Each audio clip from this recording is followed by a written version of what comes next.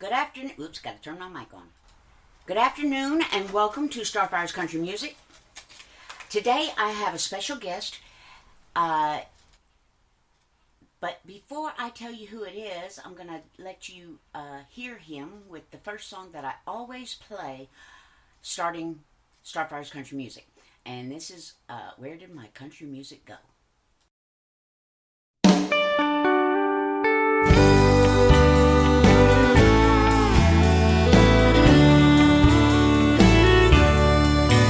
Last night I turned on the radio, searching for a country show.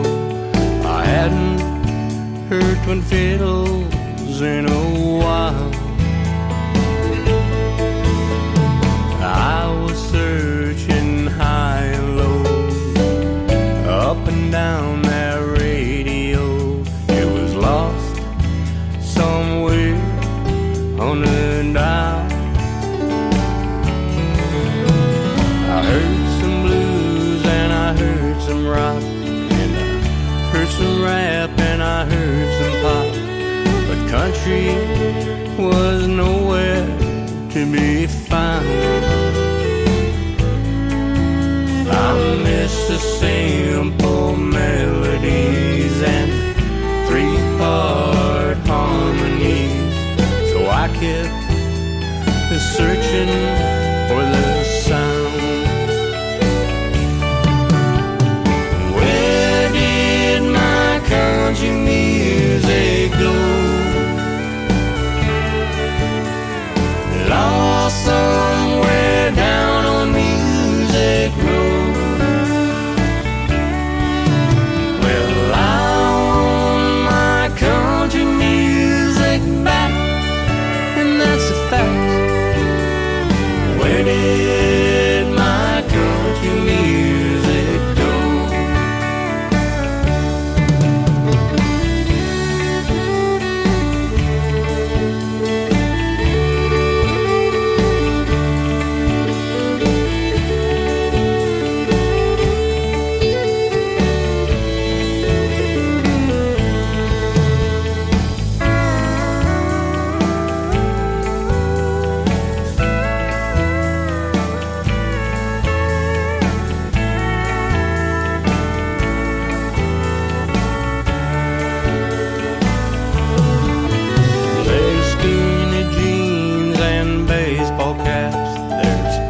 Country pop and there's country rap. I guess that's where country music's at.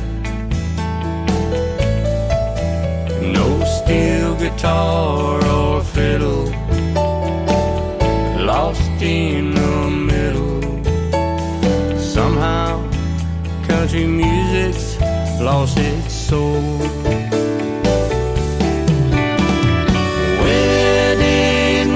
Country music go?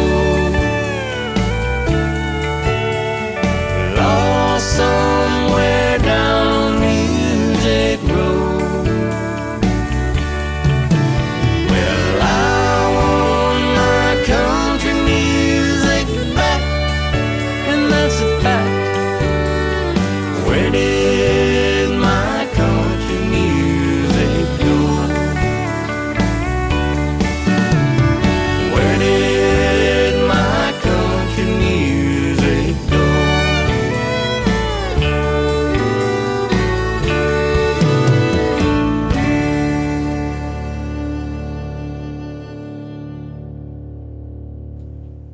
Where Did My Country Music Go by Scott Sharp.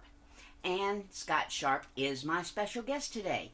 We are going to be playing a lot of his songs, but we're also going to talk to him. Scott, I'm going to turn your mic on. Can you tell us, excuse me, frog in my throat, don't know how I got there. Spit it out, it's not yours. Anyway, tell us how you got into music, and then tell us how you came about writing Where Did My Country Music Go? When did I get into music? I started writing music when I was 15 years old. I wrote lyrics. I didn't play an instrument, but I was writing lyrics, and I actually wrote my first song when I was 15 years old. And I'm kind of a late bloomer. I didn't actually start playing music until I was 29 years old. Yeah, that's a late bloomer, all right. And, I didn't pick up the guitar right away. What I picked up the bass. And writing songs with a bass is a little bit harder to do, but I eventually picked up the guitar and started playing the guitar now. And the songwriting has been going a lot quicker. Yeah, not only me, but a lot of other people call you the word man. You can come up with some lyrics. I got to give you credit for that. Well, yeah. Well, you got to come up with a way that you want to express yourself. Yeah. And and how to do it. Songs. I mean, if you think about music, really, it's kind of simple, really. I mean, if you listen to a lot of the great hits that you've heard, typically they're 3 and 4 chord songs. I mean, you've got millions of songs that were 3 chord songs, but it's how you present it. That's true. And if you got the right melody and you got the right words, hey, you might have a hit. That's very true. Now, speaking of hits, a lot of people like that first song that I played. Tell us how you came out with that song, or why, or... Why did I come out with the Where Did My Country Music Go? Is because I was having a hard time listening to the radio stations, because the stations that we pick up here locally was more of it wasn't traditional country. Although we do have one station that is called classic country that I do like to listen to, because it plays a lot of the legends, the older artists, but it also plays songs that are fairly new.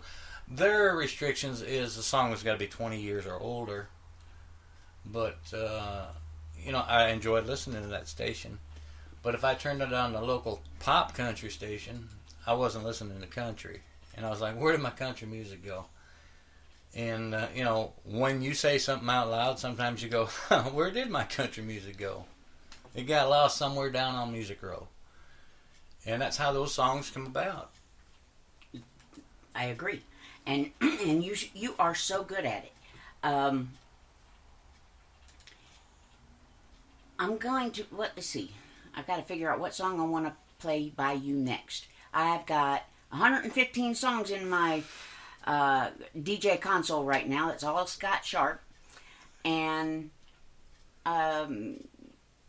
you have any idea what I should play next? 115 songs. And God forbid you want to play them all, because, man, everybody be overdosing. On Scott Sharp, yeah. You don't want to do that. But I can do that, but... People say, I'll never want to hear another Scott Sharp song as long as I live. But, it's a lifetime's worth of work.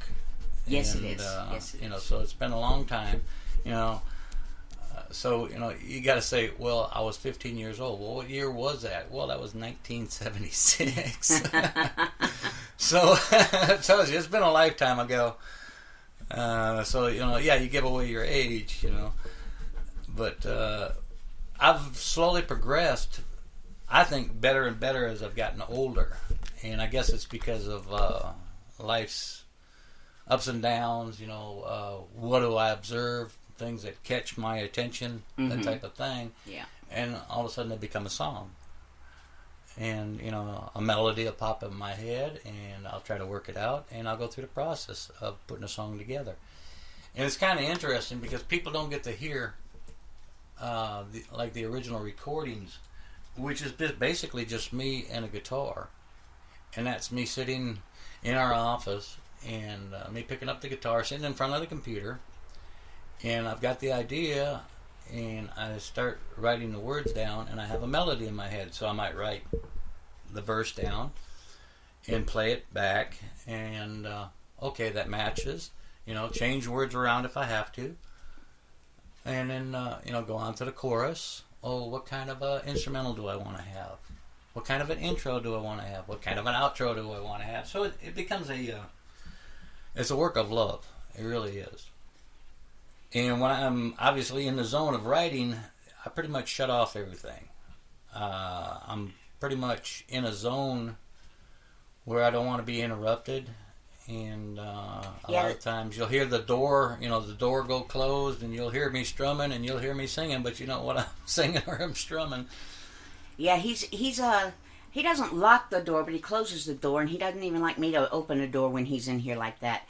And I don't blame him. I go in the bedroom and close the door. I do the same thing that he does. I just do it in a more comfortable place for me.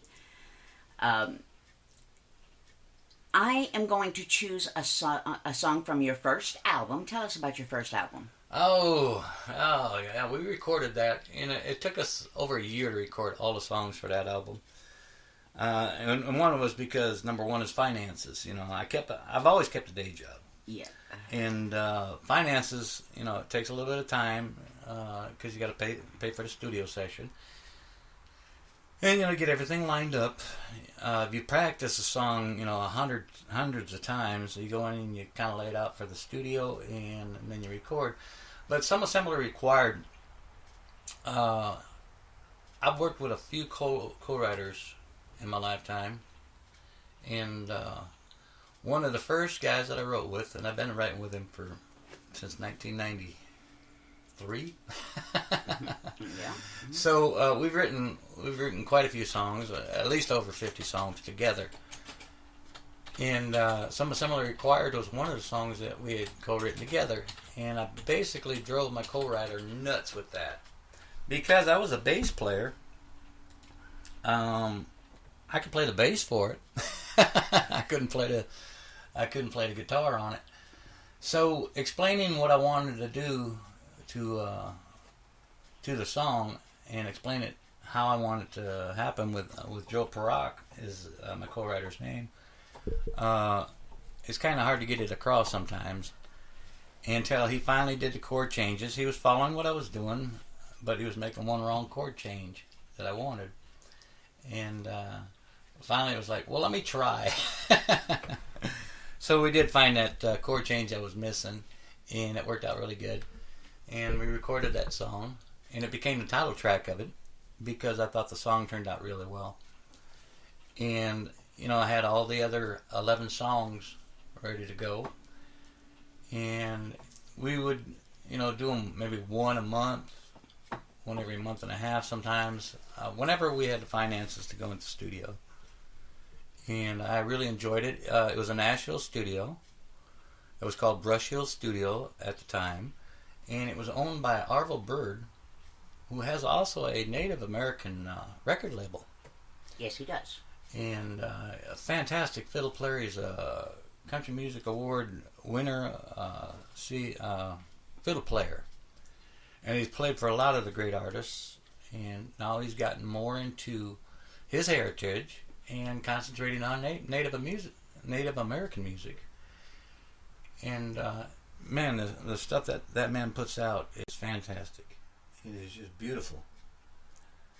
But you know, I spent a year doing that, and then we thought, well, okay, we got the album done. What are we gonna do with it? So you got to find a place to sell it. You know, you got to get out and play it. You got to do all kinds of things. So basically, I spent 7 years in Nashville doing writers' nights. And we go down sometimes. We might play one or two places, and we try these songs out on audience to see what kind of response we'd get for them. And if the response were good, hey, that's something to consider and work on and fine tune it and put it on a recording. And what a wonderful recording it was. And I'm going to play the title song of that album, Some Assembly Required by Scott Sharp.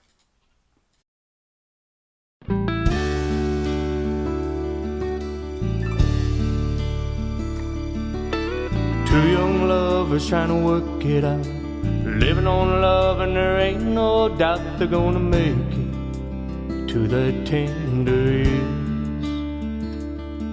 But reality bites and they see the light. They give anything to make it right, but it'll only end in tears. God knows it ain't easy to mend a broken heart. It takes a little time, understanding from the start. But don't give up on love, don't lose your desire. Just pick up the pieces, some assembly required.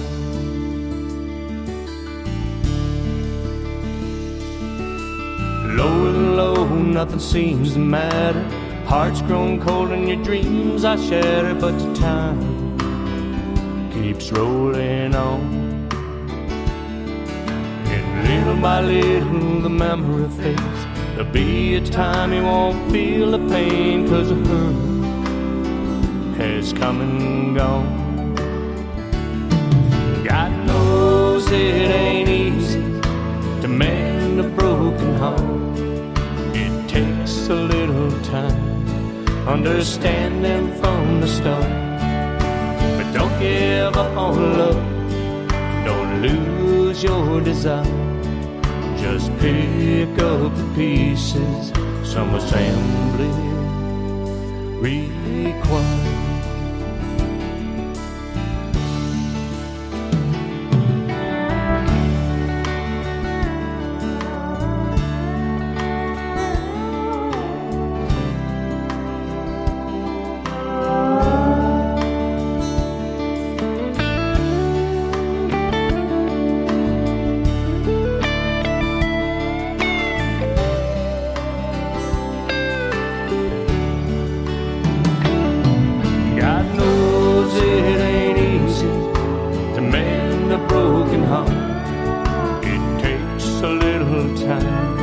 Understanding from the start. But don't give up on love, don't lose your desire. Just pick up the pieces, some assembly required. Just pick up the pieces, some assembly required.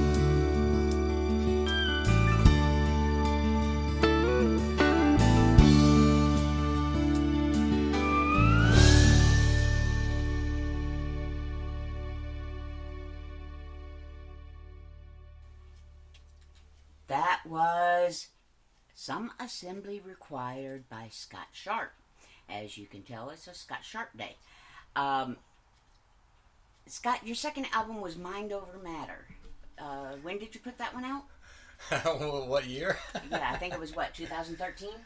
Something like that. It was the same year I did one of your songs, my first recording. I'm working on album number 9 right now, and I want to finish it up. I actually have a session set up for the 15th of June to finish the last 2 songs. And, the people ask me, well, when did you come out with it? Well, I've come out with a few albums, but what I try to do is I typically do a 12-song album. And people say, why would you put out a 12-song album? A lot of times it's usually 10 songs or less. Well, I look at it this way. As an independent, singer-songwriter, artist, I want the people to get more bang for the buck. My first album I thought was a good solid album. It had 12 solid songs on it. And actually did fairly well. And I sold, I didn't sell 1 million copies of the thing. I really only sold about 3,500 copies of it. So, do I have copies of it? Yes, I still have copies of it. But, it took 8 years to sell those copies. And it was because when would you sell them? You'd sell them when you were playing out. And with having a full-time job, that was a little difficult. Yeah, because, you go to Nashville and you've seen millions of singers going to Nashville. They're going to become an overnight success. Well, an overnight success takes 10 years, and you got to establish yourself. And it just can't be, songs that you just made up the morning before. You got to come up with something solid, and something that the crowd can relate to, and maybe get out there and dance. Something that makes somebody want to tap their toes and get out there. And so it's a little bit harder than what people think, but I think going through like recording album number 9 and knowing the process now and the time that it takes to do it, what is solid, what is not solid, how am I going to put this thing out on an album, what am I going to call the album? I mean, you got all these questions popping up in your head. And I still haven't come up with a title track. In what order your songs are going to be in. Exactly. And, Yeah. So you're not playing too many slow or fast songs at right. row. You want to alternate your songs. You Yeah. want to do things like that. And I'm old school. Why? Because I'm a little bit older. I'm not in the grave. One foot in the grave and one on the banana peel. But because I'm a little older, I have a tendency to be a little bit more critical on the stuff that I write, and I want to put out something that's good. So I'm still trying to decide. I've got 2 recordings left to do for album number 9, and then I've got to sit down and go, okay, what's my title track? What am I going to call this album? And it's basically listening to all the songs that I've selected that'll go on this and saying, okay, what do I want to call it? It's like my second album, Mind Over Matter. At that time, when I had written that song and the other songs that are on that album, along with other co-writers, that was a song that I thought was kind of catchy. It's Mind Over Matter. I don't mind because you don't matter, But that was because of the time that we were in, because I basically write from observation. What's going on in society at that time. And, people at that time were probably losing their jobs. But I always say, we have jobs. Sometimes we quit jobs. Sometimes we get fired from jobs. But we usually have jobs. And as a singer-songwriter and, part-time artist, you got to have a day job. Because you see all these people that have gone to Nashville going to be that overnight success. Well, a lot of them end up pawning off their guitars, and a lot of them end up becoming homeless. But you also see a lot of them working in restaurants. And so you don't know who's actually standing next to you. I mean, I've met some interesting people. And they've also inspired some songs. Here is the title song to Mind Over Matter. Mind Over Matter by Scott Sharp. Car broke down on my way to work. Old truck driver was being a jerk. Well, I didn't think it could get any harder. Now in my mind there ain't no doubt what's done is done, but it all works out. It's a simple case of mind over matter. Big boss man came by today, said, son, I'm sorry, it's your last day. Well, I hate to do it, but I gotta let you go. Well, I stood there with a big old grin, thought I'd never get the chance again. But there's something that I think you ought to know. Well, I don't mind, 'cause you don't matter. The situation could be a whole lot sadder. Well, thinking got the best of me, well, I got my philosophy. It's a simple case of mind over matter. Wife got mad when she heard the news, said, honey, I'm not amused. Life with you gets harder and harder. Well, I stood there with that same old grin. I said it once and I'll say it again. It's a simple case of mind over matter. Well, I don't mind, 'cause it don't matter. The situation could be a whole lot sadder. Thinking got the best of me, well, I got my philosophy. It's a simple case of mind over matter.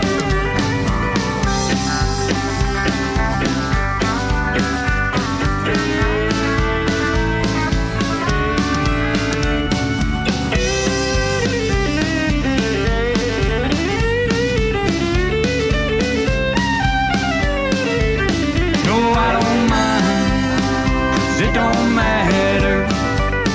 The situation could be a whole lot sadder.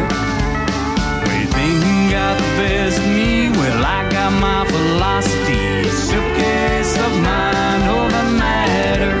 It's just a simple case of mind over matter.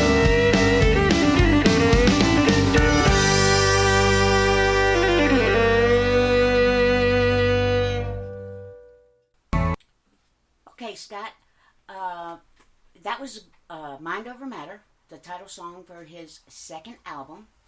And Scott, while I'm still looking for the title song of your third album, tell us about Bullets in the Rain. Bullets in the Rain, that was actually a challenge. It was not a challenge to record the song or write the song. It was a challenge because I was working with another songwriter named Ted Stoball, and he had written for some major artists, and we were listening to each other's music, and we couldn't figure out why we weren't getting songs signed. And he was my next door neighbor and a real good keyboard player. Actually did some sessions in Nashville. Actually wrote a soundtrack for a movie called The Boy Who Cried Wolf. And so he was established, but we were sitting there talking one day and we were trying to figure out what can we do. We thought we had some decent songs out there, you know, like Mind Over Matter and Some Assembly Required and songs like that. But anyway, we'd come up with an idea.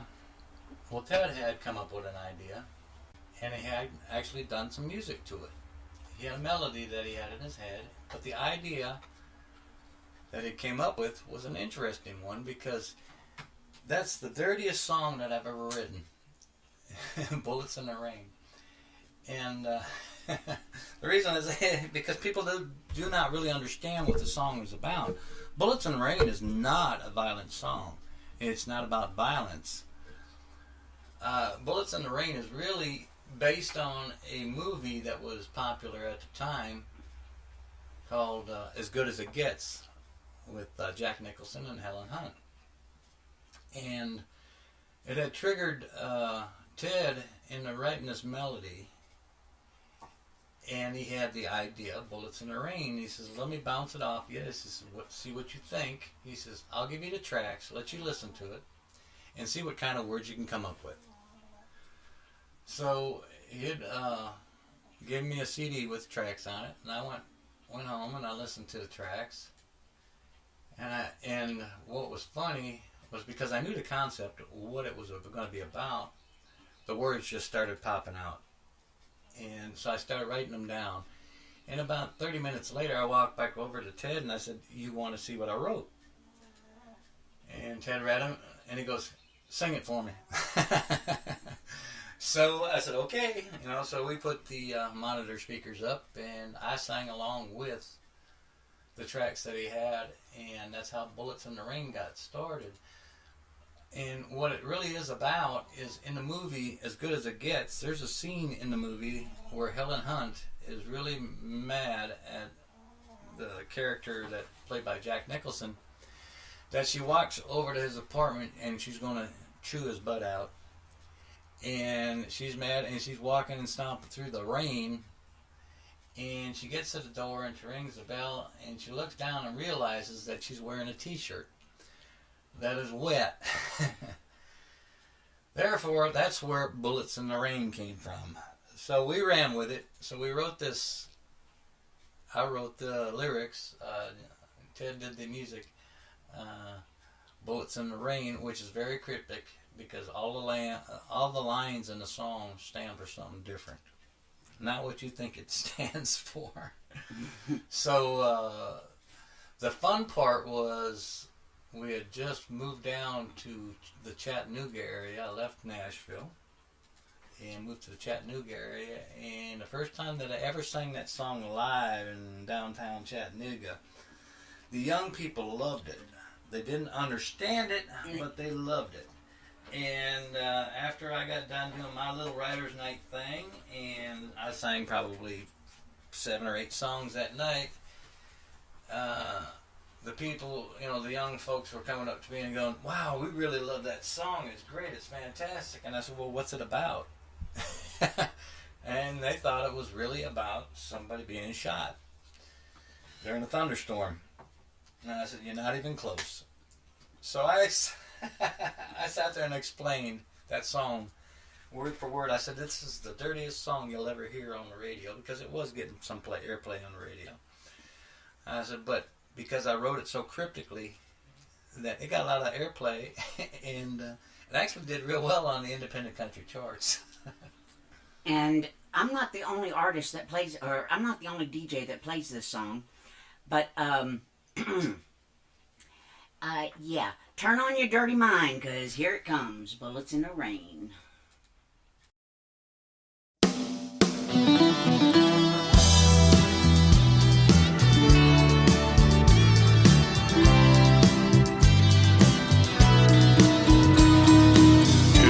Half moons reflecting, swaying in the breeze, that hypnotizing rhythm always brought me to my knees. Thundercloud is rising, there's moisture in the air, lightning flashes in my memory, I see you standing there. Bullets in the rain, oh, you shot me down in flames. Bullets in the rain, all I feel is a pain.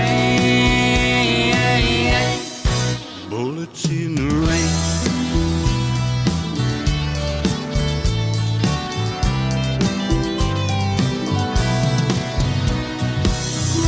Phantoms in white t-shirts, shadows of my dreams, heartaches by the numbers, one for you and one for me. I wanna call it heaven, but all I feel is pain. I see you, baby, when you go downtown with your bullets in the rain. Bullets in the rain, oh, you shot me down in flames. Bullets in the rain, and all I feel is a pain. Bullets in the rain.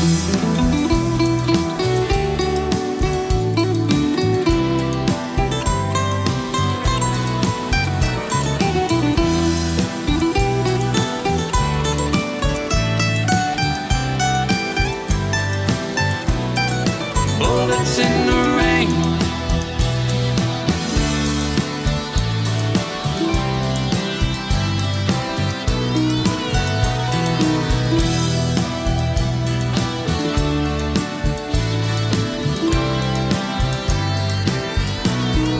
bullets in the rain,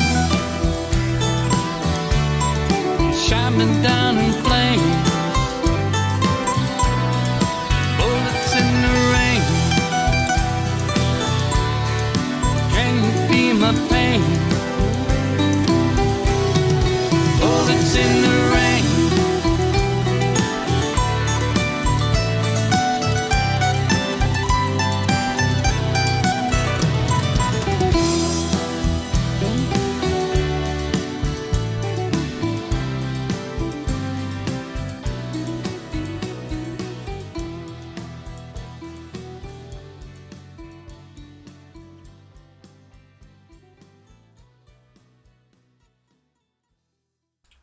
That was Bullets in the Rain by Scott Sharp.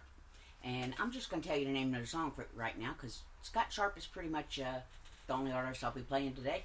The next album was called Windows of Your Soul. Can you tell us anything about that, Scott? Windows of Your Soul was a song that I'd written.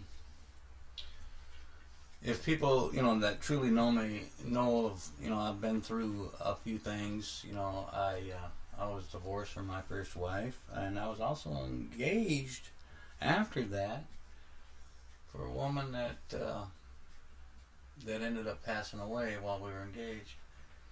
And that song I wrote for her because you got different people that you write for. Like I say, it's what's happening in your life today. And Windows of Your Soul it's about love, how you first fall in love, and you go through that love, and how do you tell somebody truly loves you? By looking into their eyes, because the eyes are the windows of the soul. And that's how that song that's the concept behind it, and it was written for.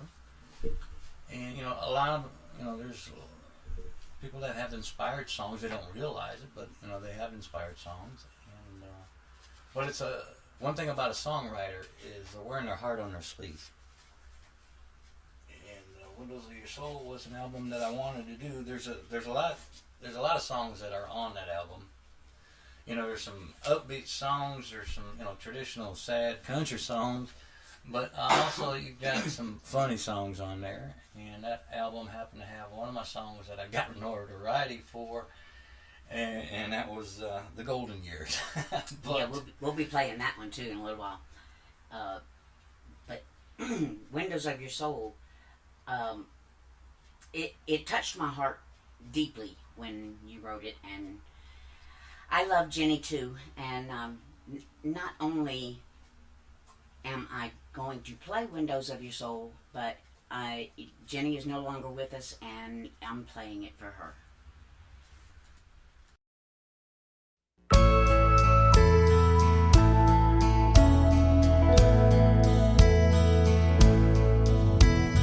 Darling, when I first met you and I looked into your eyes, a strange feeling came over me, a pure and natural high.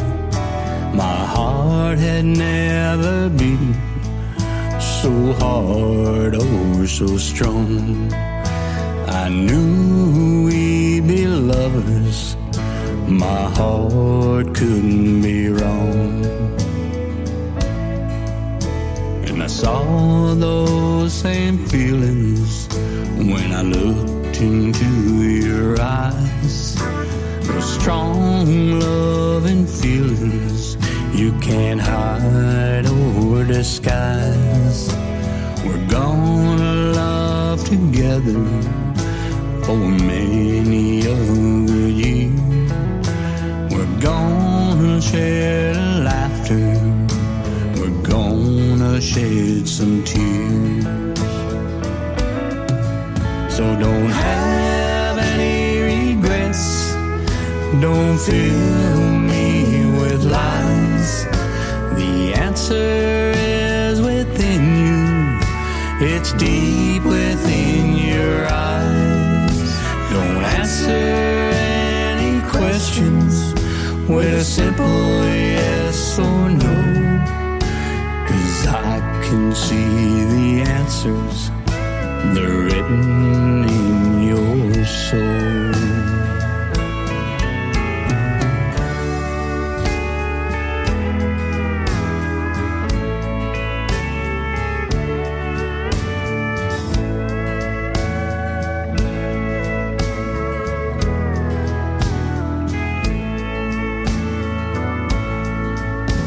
But in the most recent months, we've gone our separate ways. And when I look into your eyes, I see a dim lit haze. We used to be the best of lovers, now we're more like friends. So tell me if this is it, is this the way it ends? So don't have any regrets, don't fill me with lies. The answer is within you, it's deep within your eyes. Don't answer any questions with a simple yes or no, 'cause I can see the answers, they're written in your soul. 'Cause I can see the answers in the windows of your soul.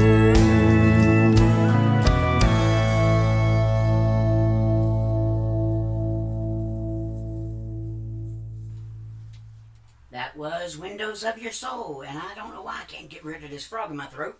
Spit it out, it's not yours. I just want to figure out how the heck he got there. But, yeah, Scott mentioned that he wanted to talk about why he did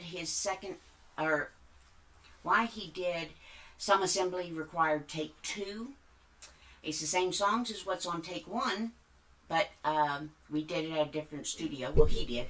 And he wants to talk about that, so you're on. The reason that I did that is because at the time, I didn't have all the instrumental tracks for Some Assembly Required. And if I did have them, they were on tape at that time because, you know, we were just converting to CD, and a lot of times when I would get the final mix, it would be on chrome tape. So if I wanted to sing the song out in public, I had to convert it to CD, and because I didn't have all the music tracks, I decided, since I had been using a studio in South Pittsburgh, Tennessee, called Micron Studios, I'd been using them for a couple of albums. I wanted to use the same musicians. That way, when people got to listen to the music, it had a conformity going from one album to another. So I re-recorded Some Assembly Required, Take 2. And that way I can sing those songs out if, you know, I happen to be someplace where there's a karaoke night and they can pop a CD in. I can do my songs live with my original instrumental tracks. That's the purpose behind it, you know. So is it a second album? Well, yes. You know, it was another album, but the songs were repeated in the same order. It's just that I've kept those musicians for the last 10 years and continue to use them, and we'll use them on my next album. And back to your album, Windows of Your Soul, you wrote a song called The Golden Years. Yeah, that was a fun song to write. I actually co-wrote that one with a guy named Peter Frey, who unfortunately is no longer with us. And unfortunately, he passed away just before I won my first music award. And my first music award was for The Golden Years. And unfortunately, Peter was diagnosed with cancer.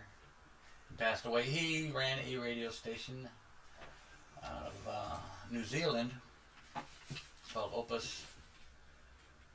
Oh gosh, I can't even remember. But anyway, he would come to the States every once in a while. But I had an idea about the golden years, and I was talking basically about life, and as we get older, things seem to change. You know, we're not like we used to be. And he had asked me a question if I was working on a song, and I said, yeah. And I said, I basically have a demo to it, and he wanted to hear it. So I sent that demo to him, and he contacted me back, and he says, man, I got some ideas for you. And now you got to understand, there's a little difference in our dialects, because there's different ways that we'll say something. You know, a good example would be the hood on a car. For him, it was a bonnet. The windshield on a car, for him, it was a windscreen. So there's different ways of saying things, but he had mentioned something like frost on the pumpkin, that type of thing, and a couple other things that he had mentioned. And I thought, yeah, okay. Well, I took some of those ideas that he had, and I rewrote it into the American version of it. And when I got done with it, I sent him the complete song, which is me on guitar, and he loved it. He thought it was great. And he said he would spin it on his station. And I said, well, I'm going to record it. And I did. And, words of warning, excuse me, is because I do use the word shit. It's a word that we've used in a sentence before, so it's not surprising. But when I got the song recorded, I actually sent a recording to my dad so he could listen to it and see what his opinion of the song was. And he calls me up immediately after he got the email. And he says, Scott, you ain't going to get the thing airplayed. And I said, I don't care. He says, you got to change one word. And I said, Dad, I'm not going to do it. I said, the song's going to go out as it is. Whether or not I get airplay, that's up to the stations because they do have some restrictions on what you can say. But anyway, so I kept the song the way it was written, and I put it out that way. And that was in 2015 when I won my first music award, and it was for that song, The Golden Years. And here it is.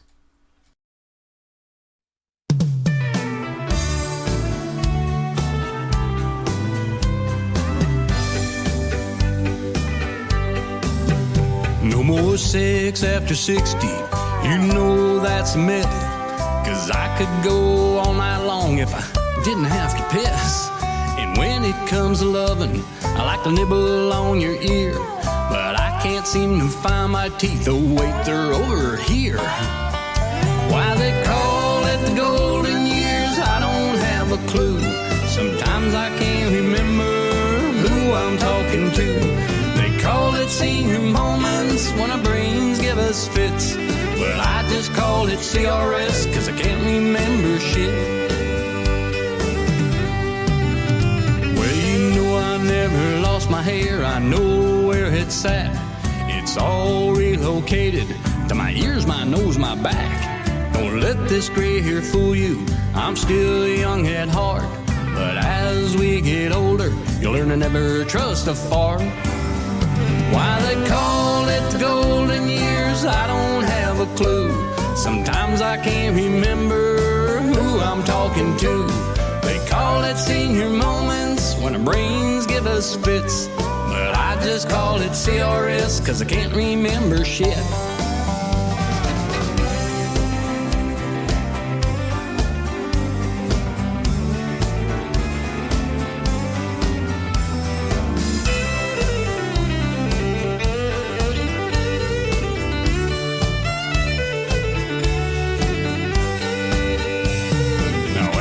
Gotten older, it's true I'm not the same. I'm starting to remind myself of, oh, what's his name? I know who I'm talking about, it just won't pass my lips. You know it really sucks when you can't remember shit. Why they call it the golden years, I don't have a clue. Sometimes I can't remember who I'm talking to. They call it senior moments when our brains give us fits. But I just call it CRS 'cause I can't remember shit. Yeah, I just call it CRS 'cause I can't remember shit. You know, I can't remember how we ended this song.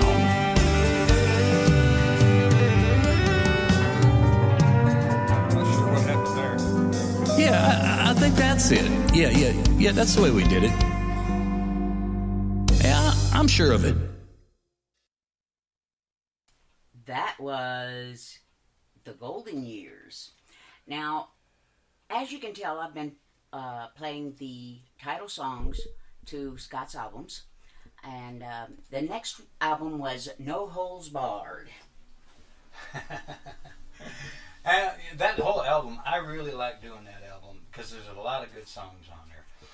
There's some upbeat songs on it. One of the first tracks was Inconceivable, and I had co-written that with Bobby Johnson. Bobby Johnson, yeah. And it was fun because Bobby, we actually had two different versions of that song. And I'll play that song later, but right now I'm going to be playing No Holds Barred. But there's a lot of good songs on it. And I worked with other co-writers, and and I think that was the first album that I worked with Mary Palermo. Yeah, I think so. So that was good. You know, I probably had a song on there that I co-written with Joe Perrock. But it's, you know, as you progress, you know, there's different people that you meet. There's other songwriters that you'll meet. You know, you work really well together. And I think me and Mary actually hit it off really good. She's a very good lyricist. And, you know, I've got a little bit different ideas on music and stuff. But the combination of the two of us, we put some really good songs out. But No Holds Barred. All you got to do is just listen to the song, and it's talking about there's no holds barred. Pretty much speaks for itself, doesn't it? Yes, it does. Okay, well, here's No Holds Barred.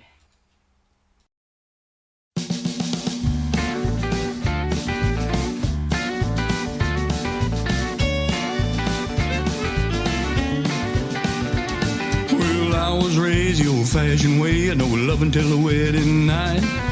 I was gonna follow all the rules. I was gonna do it right. But I didn't see her coming till she took me by the arm. Then she took me around the world and we never left the farm. We learned about the birds and bees in the backseat of my car. Then she told me about a new kind of loving no holds barred. There was love songs on the radio, there was love songs in the air. You could say we were hooked on love, but we didn't really care. We got what we were needing, and we needed what we got. Man, that girl really rocked my world, and boy, let me tell you what. She taught me all the do's and don'ts, she taught me under the stars. Then she taught me about her kind of loving no holds barred.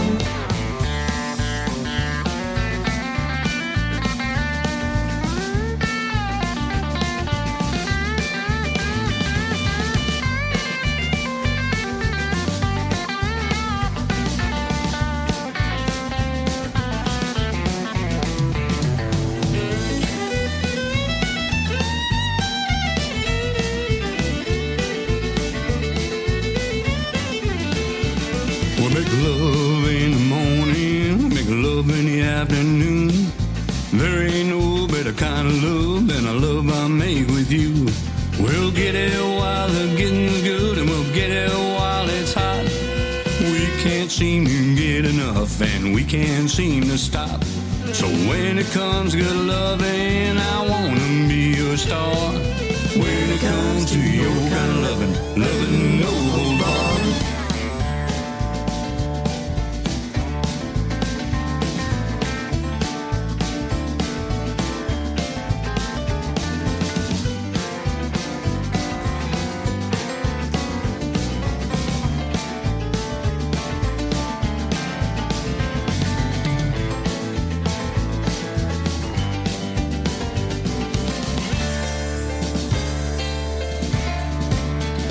When you learn those love lessons, son, you better get it right.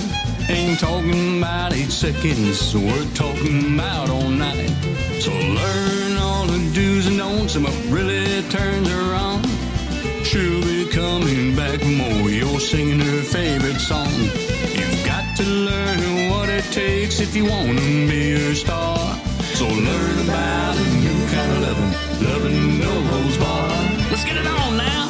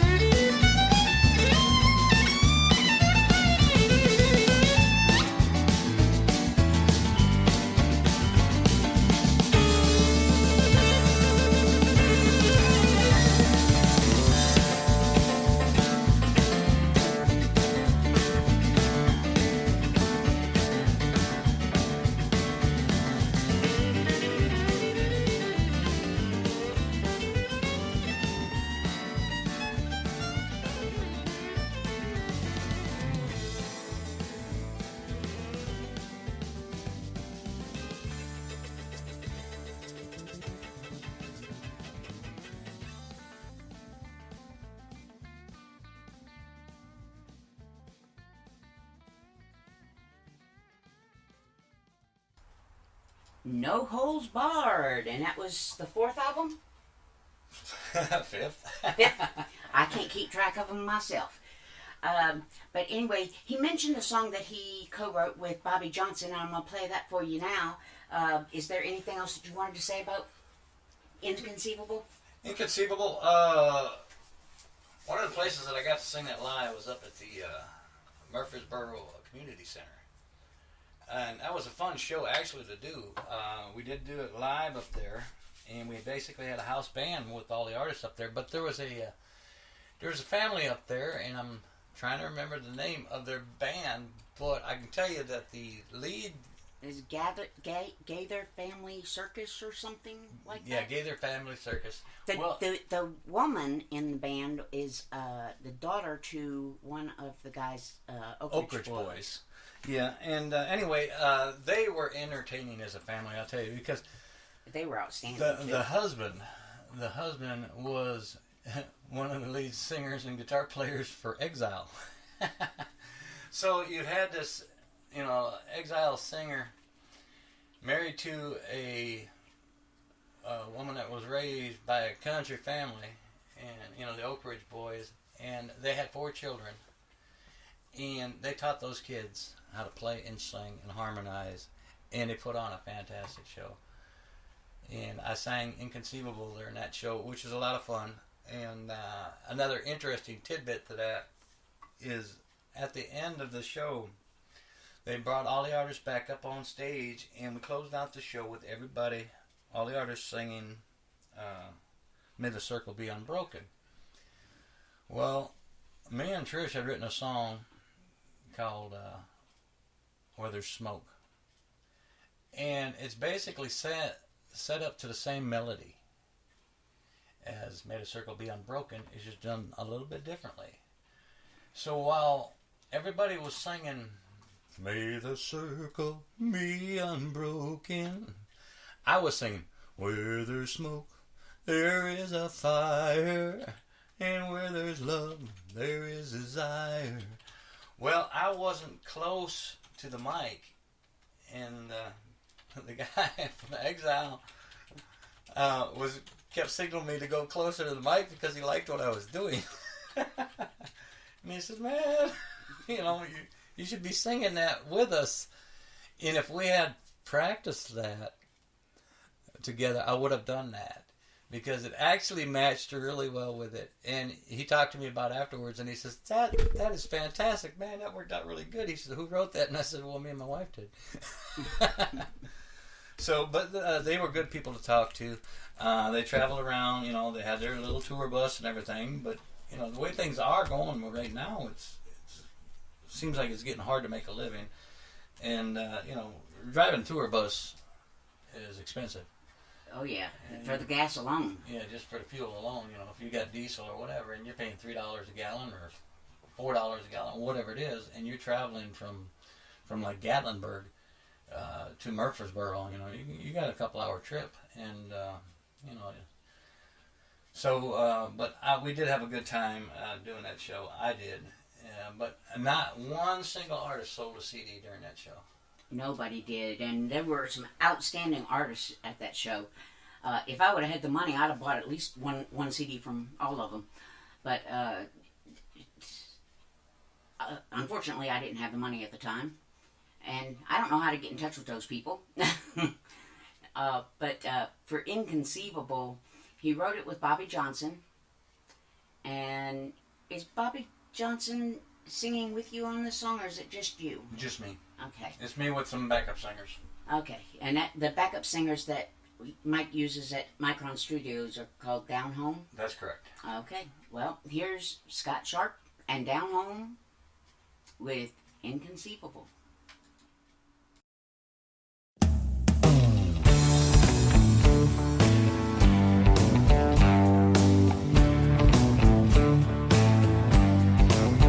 When you came along, I wasn't looking. It didn't take long. It started cooking. You stole my heart. That couldn't be stolen. Too many times it's been broken. What she's proven to me, what can be, can be. It's inconceivable, it's unbelievable, not satirical, a downright miracle. She's my lady, she's my lover, she's my baby, there ain't no other. When it comes down to her and me, she's all I'll ever need. It's inconceivable.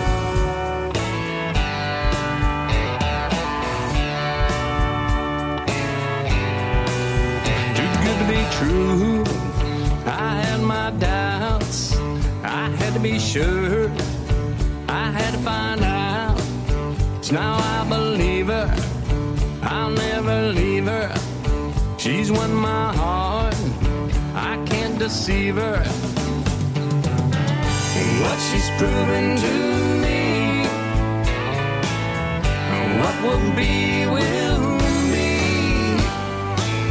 It's inconceivable, it's unbelievable, not satirical, a downright miracle.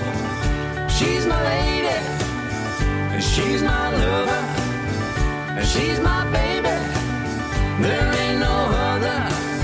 And when it comes down to her and me, she's all I'll ever need. It's inconceivable, it's inconceivable, it's unbelievable, it's not satirical, it's a downright miracle,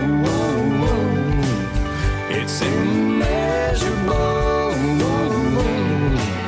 it's incomparable. No, it's not terrible, it's downright bearable, it's inconceivable, it's a miracle. It is definitely a miracle. That was Inconceivable by Scott Sharp. Now, Scott, another song that was on that album was Blackbirds in a Willow Tree, and you wrote that with Mary Palermo. Yeah, she had heard some of my songs, and she wanted to do something together. And she sent me the lyrics for Blackbirds in a Willow Tree. And there's times that I can read a lyrics and I'll get a melody in my head. She had a basic melody for that song. It's just that I heard it a little bit differently than the way it was presented. And I said, I'd love to do the song, but I got to have free reign on it. And so I think I kind of shocked her with it because I had some different ideas about it. And so we worked on the arrangements a little bit, and I went in the studio, and I had an idea that I wanted to use what they call a piccolo bass on it, which gives it a very unique sound. And a piccolo bass is actually an octave above a guitar. Well, it's in between a guitar and a bass. So it's one octave below than just a straight bass. But it gave it a unique sound. And because I liked the lyrics so well, and changed a few words, but I had free reign, which was good. But I love the song, and I love the way it turned out. And it is a beautiful song. It is a gorgeous song, and I've done a few songs with Mary since then. But for right now, here's Blackbirds in a Willow Tree.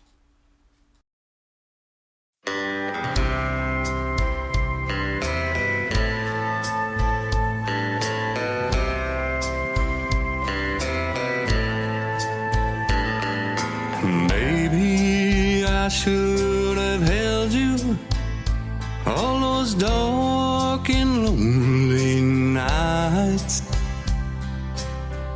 when you really needed me instead of another fight. And now I'm just standing, staring out the window to see stormy skies in the distance and blackbirds in a willow tree.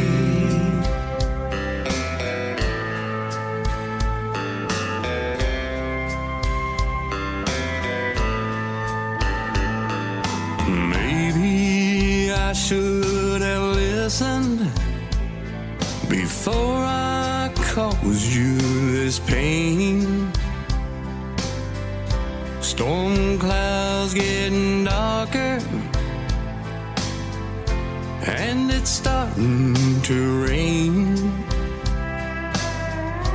When I look out that window, what do I see? Heartaches getting closer, and blackbirds in a willow tree.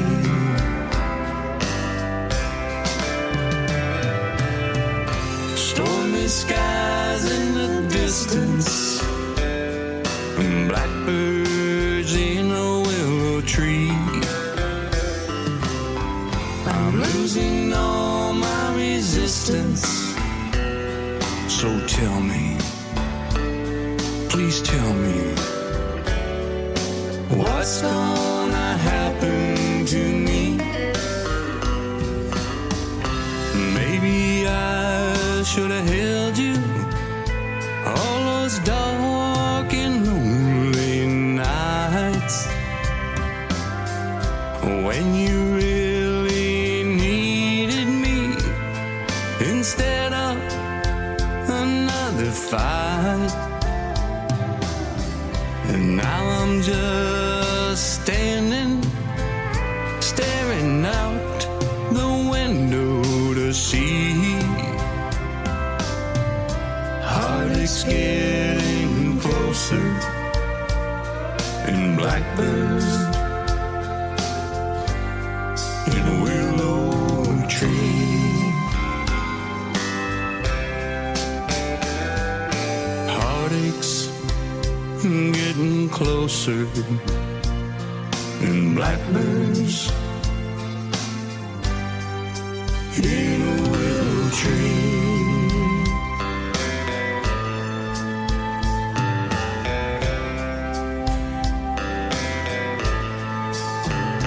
Oh, they're coming, heartaches coming, I feel it coming, heartaches coming.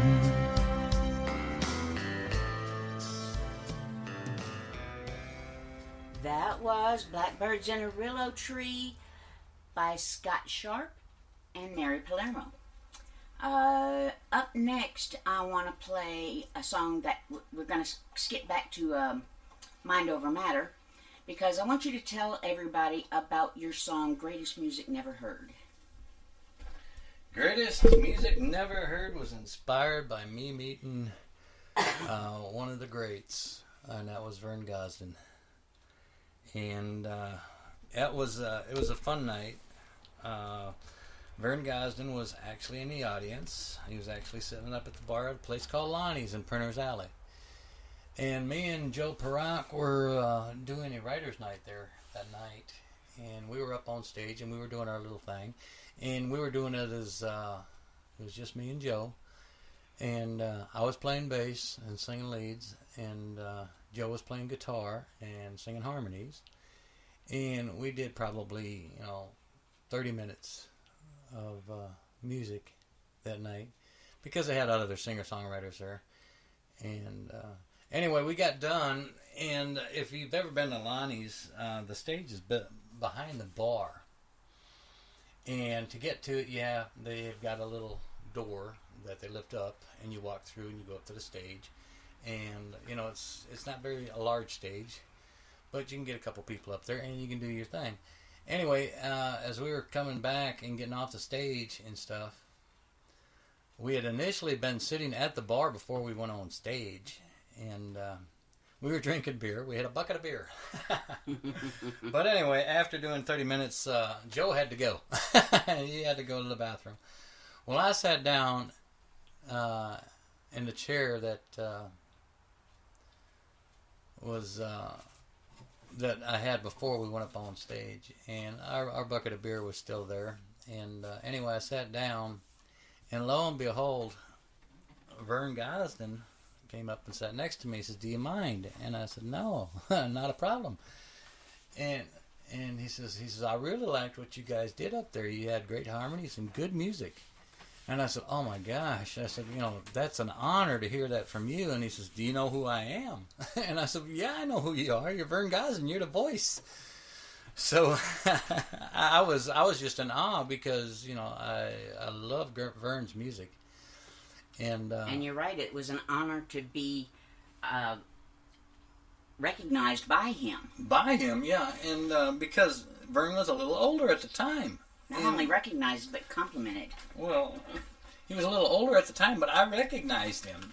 He's got that look about him, and he's got that voice. That's why they called him the voice.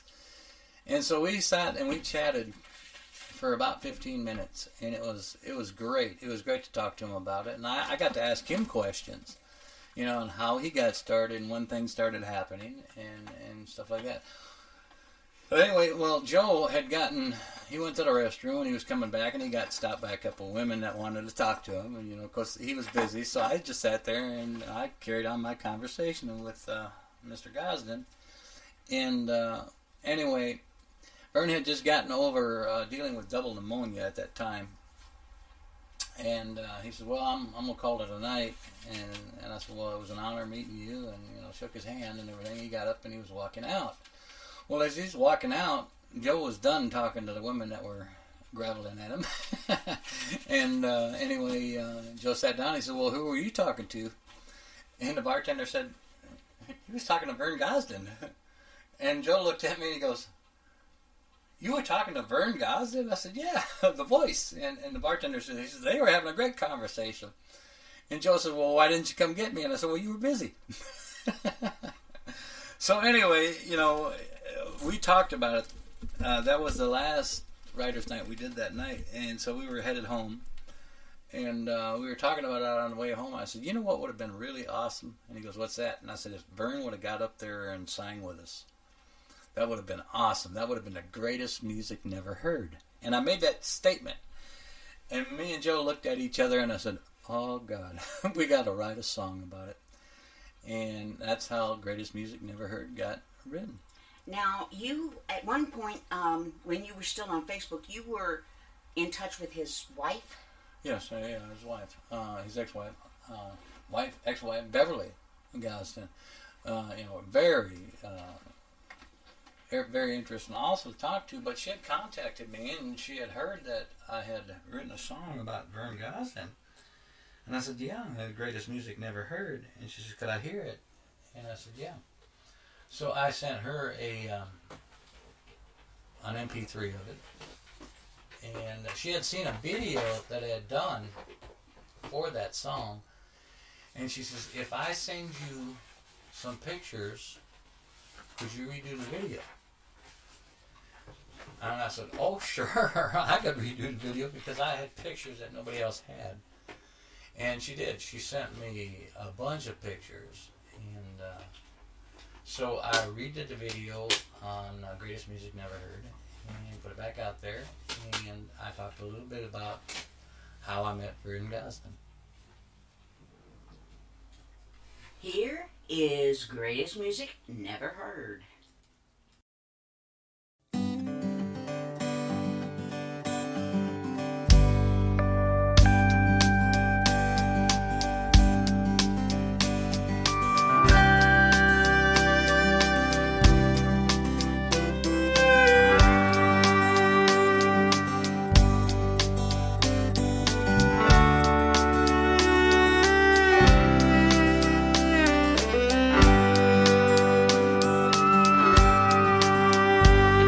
were playing music down at the local bar when an old man walked in with a worn out guitar, and he sat there beside us and listened to us play.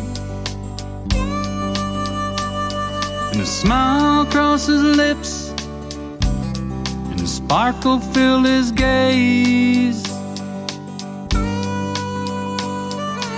You could see the music as it danced in his soul, and he politely asked, could he play one last show?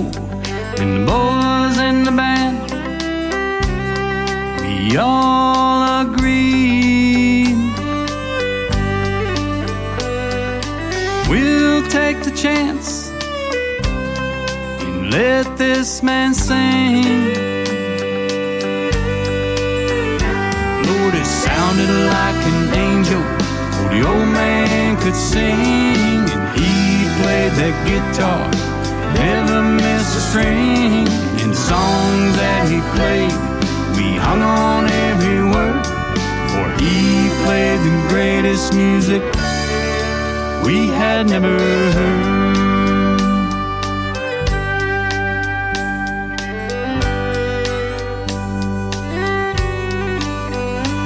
Oh, the crowd, they fell silent when he played his last note, and you could hear a pin drop when the man softly spoke. It was a long time ago when I had that dream,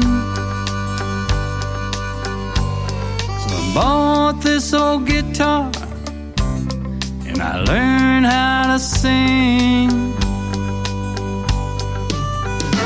Now the songs that I played are songs that I wrote, and you boys keep on playing.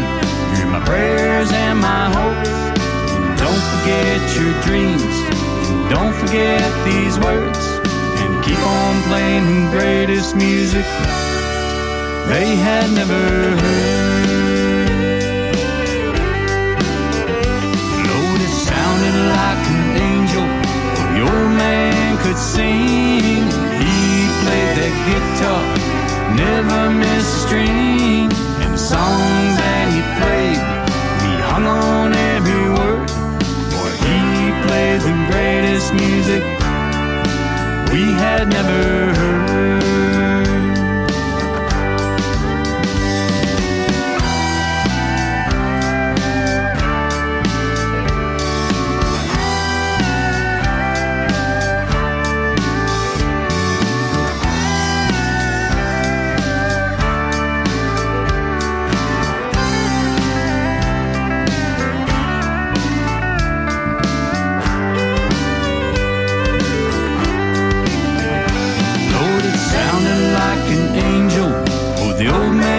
Sing, and he played the guitar, never missed a string.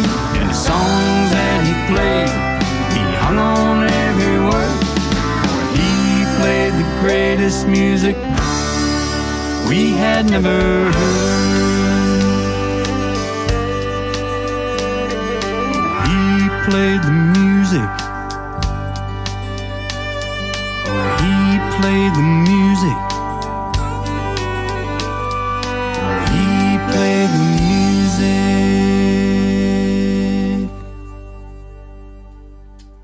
That was greatest music never heard. Okay? And that was from his album Mind Over Matter. The next CD he's got out is called My Heart's on Fire. And the title song is... Where'd it come from, Scott? My Heart's on Fire? I don't know. You were sitting here that one night when I was writing it. Yeah, I remember. And I had the melody in my head. And I had the concept of what I was going to do. And, I had basically the lyrics. I just had to get the melody down, and I was struggling with it a little bit. Now, I play a little bit different. I know you had tried on the guitar to play it, and I ended up doing. I mean, it's a rocking song. I said, but as I was writing the song, the music was just a little bit different, the way that you would strum it and the way I would play it. Right. Myself. Yeah. So because basically what I had, I mean, I'm picking up the guitar.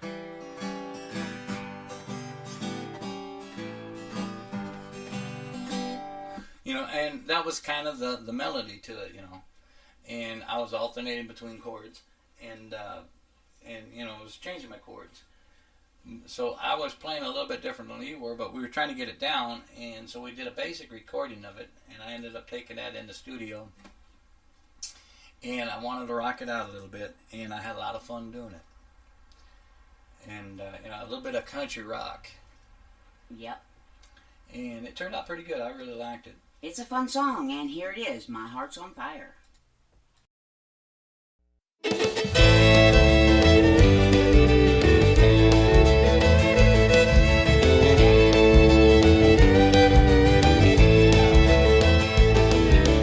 She's a sexy-talking woman, and she'll melt the heart of a snowman.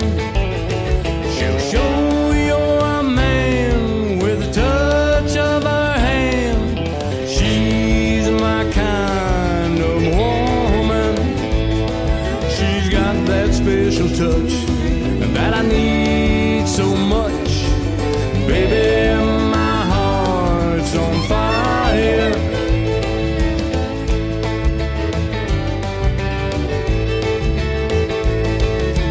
She's my special lady, and she can drive me crazy with her hazel eyes and long red hair. She's a beauty you can't compare. Just a mention of her name turns embers into flames, burning with desire.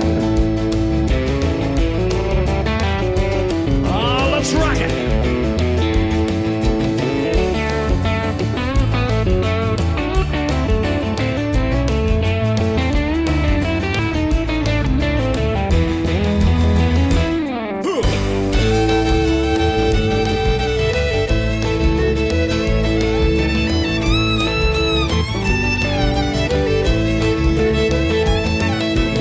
As we race to the finish line, we're about to lose our minds.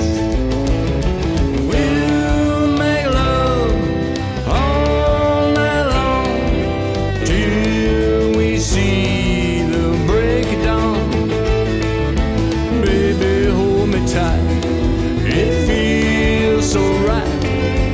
Baby, my heart's on fire. The flames can't get much higher. Baby, my soul's on fire, burning with desire.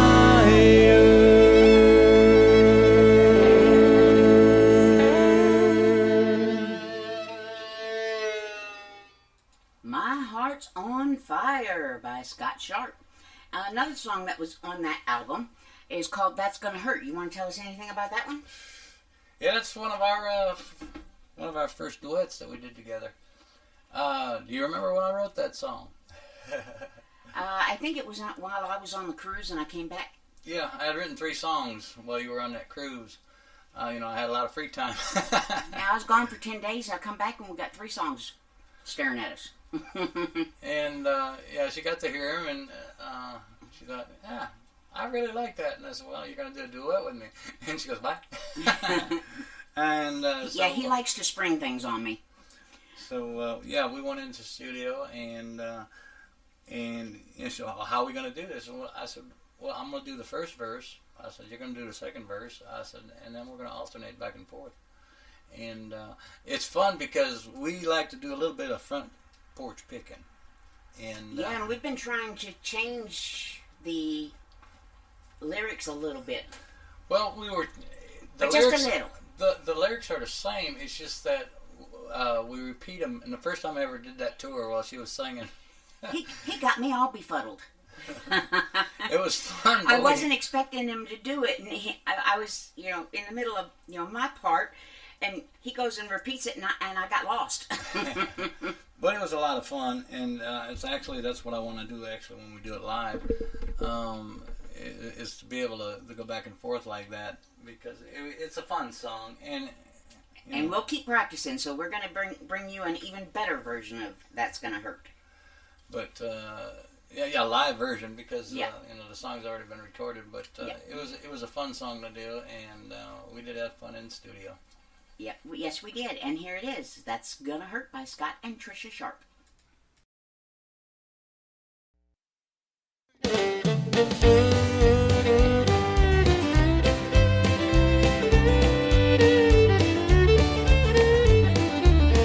He's 8 years old and a brand new bike.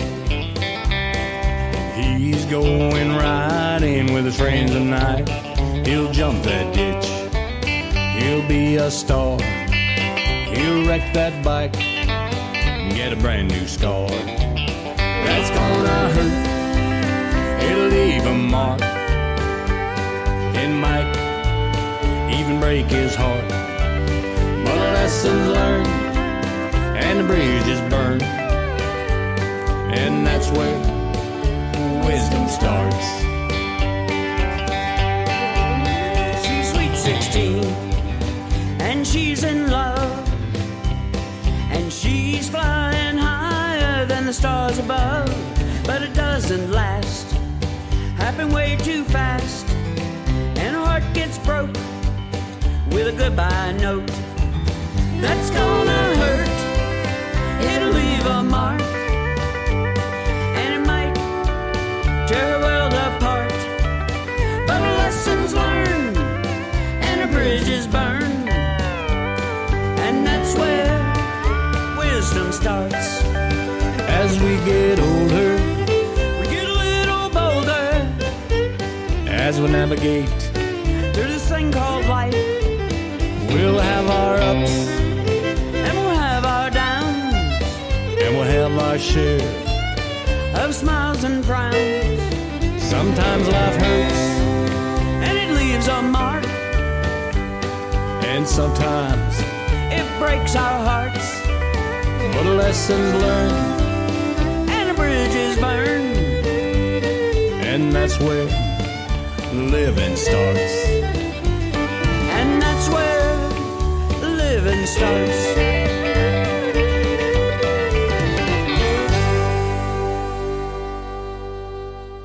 And that was That's Gonna Hurt by Scott and Tricia Sharp. And we're about halfway through the show, and I have a little bit of a surprise for you. Scott has agreed to play at least one song live for you. Scott, tell us about the song that you're getting ready to play. Well, the song that I'm going to do for you is, I have recorded it, and it's going to go on my next album. And I haven't decided what my title track is for that album. I'm not sure what I'm going to call it yet. But it's a song that I wrote, and I actually wrote this on February 6th. And that's because of what was going on in our country. And so the song has a lot of meaning for me. And it's going to be one of the tracks on my next album. I did release it as a single, and but I wanted to show you how songs progress as they go along, and this is how I originally wrote it.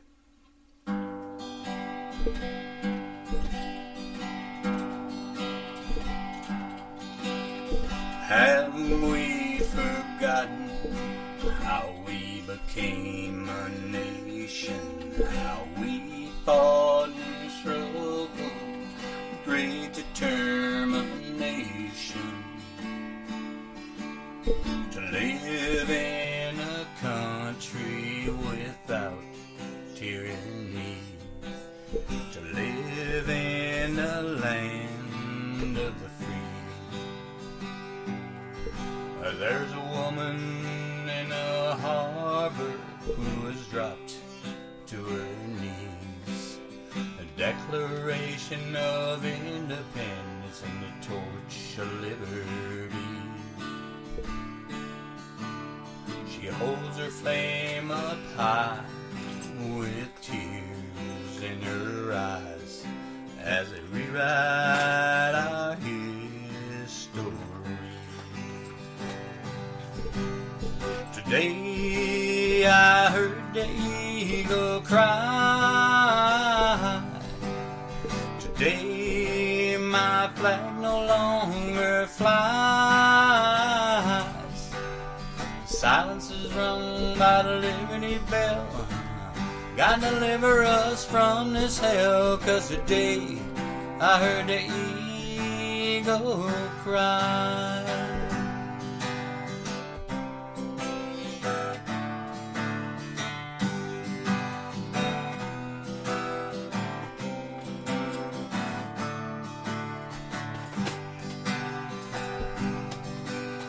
Without a constitution, a country will fall. A country without borders is no country at all. The God we trust is how we built this nation. We must fight for its preservation, 'cause today I heard the eagle cry. Today I heard the eagle cry. Today my flag no longer flies. Silence is rung by the Liberty Bell. God deliver us from this hell, 'cause today I heard the eagle cry. 'Cause today I heard the eagle cry.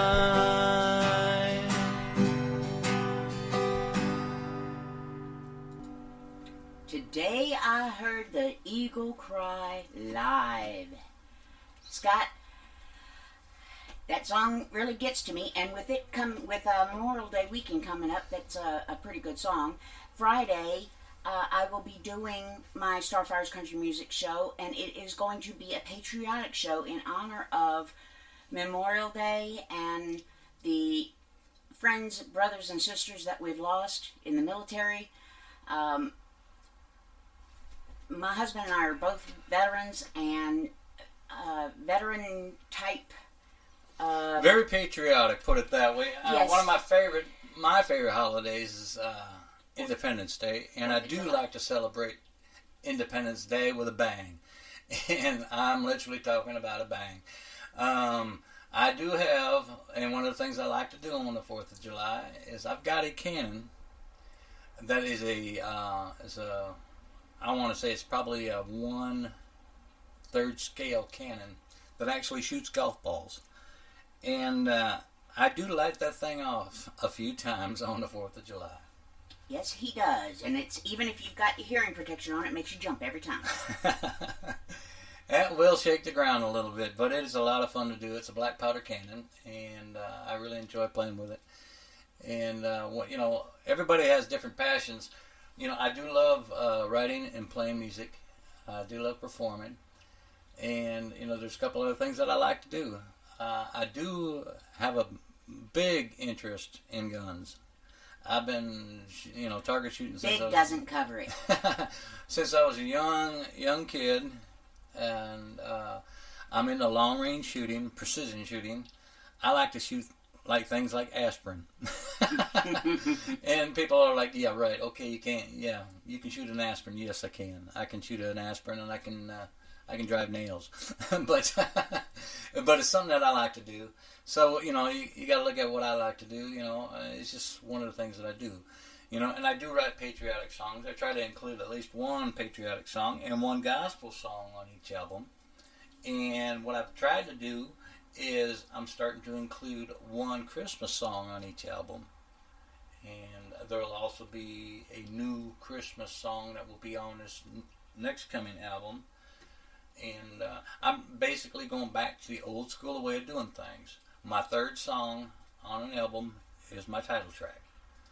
And typically I will put a gospel song on there. and also a Christmas song. So I've done a few through the years. Eventually, if I can keep on writing and keep on recording, I want to include, I'd like to actually do the best of Scott Sharp album, because there's a lot of songs that stand out on each album, because the albums vary from the other. There's a lot of upbeat stuff, and I might even do a brand new song, and Trisha actually got to hear it for the first time today. And it's going to be song number 12 on the new album, which will give me my 12 song album, so I can go into production. And I'll be recording these next 2 songs soon. There's 2 songs that I recently finished up. Was one called, it's so new for me, it's called Hello Stranger. But I also had gotten together with a second cousin of mine that sent me some lyrics. And I read the lyrics and I thought, I've got to do something with this. It was a poem that she had sent me and asked me if there was something that I could do with it. Of course, I read it, and the melody popped up into my head, and I said, yes, I can do something with this. Because I sat down, and I ended up writing, basically left the verses with the poem. But that's where it had stopped. So I continued on with it, and I wrote a chorus for it, and wrote another verse for it, did the arrangements for it, and I'm going to be recording that on the 15th of of June. And I'm going to be recording Hello Stranger and this new one, and it's called Here I Am Jesus. And it's an upbeat gospel song. It's very positive in nature, and I think people are going to enjoy it when I get it done. But I haven't decided what my title track is going to be yet for this album. Mm-hmm. It's going to be a hard thing to do, because I do have... you have several songs on that album that are going to be really good. Today I heard The Eagle Cry will be on that album. And there's one other song that's the gospel song. Other gospel song that will be on it is For the Devil the Horseman Ride. And it's going to be playing that. I'll be playing that song for you later. But in fact, if you want to hear this song before it even goes in the studio, now you got to remember, folks. I mean, this is how songs are developed and how they come about. I have not had any feedback on this song. It's something that I wrote, and it's something that I've been playing with. But I decided that I was going to go ahead and record it. Now, this song can either be sung or it can be spoken. And I'm going to probably sing it. But, so the first time premiering anywhere is going to be right here on Starfire's Country Music. And it's called Hello Stranger.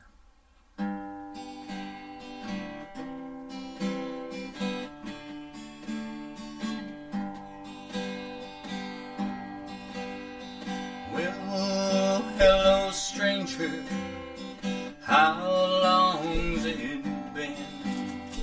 You look a little older, nice to see you again.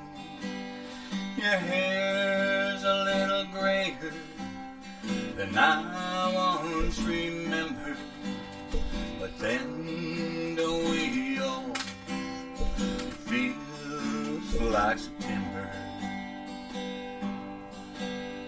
Now is it just me, or does it feel colder?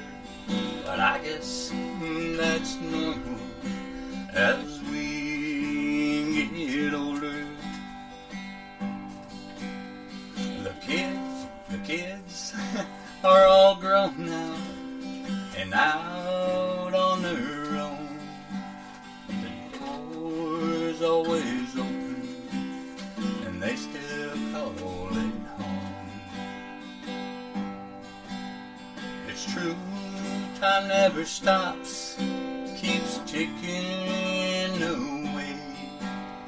The years turn to weeks, and the weeks into days. My mind is still young, seems day. Some dreams have come true, and some slipped away. Sure, I've had regrets, and there's been a few, but really that depends on your point of view. Some memories have faded, and some never clearer, as I sit and I talk to the man in the mirror. As I sit and talk to the man in the mirror.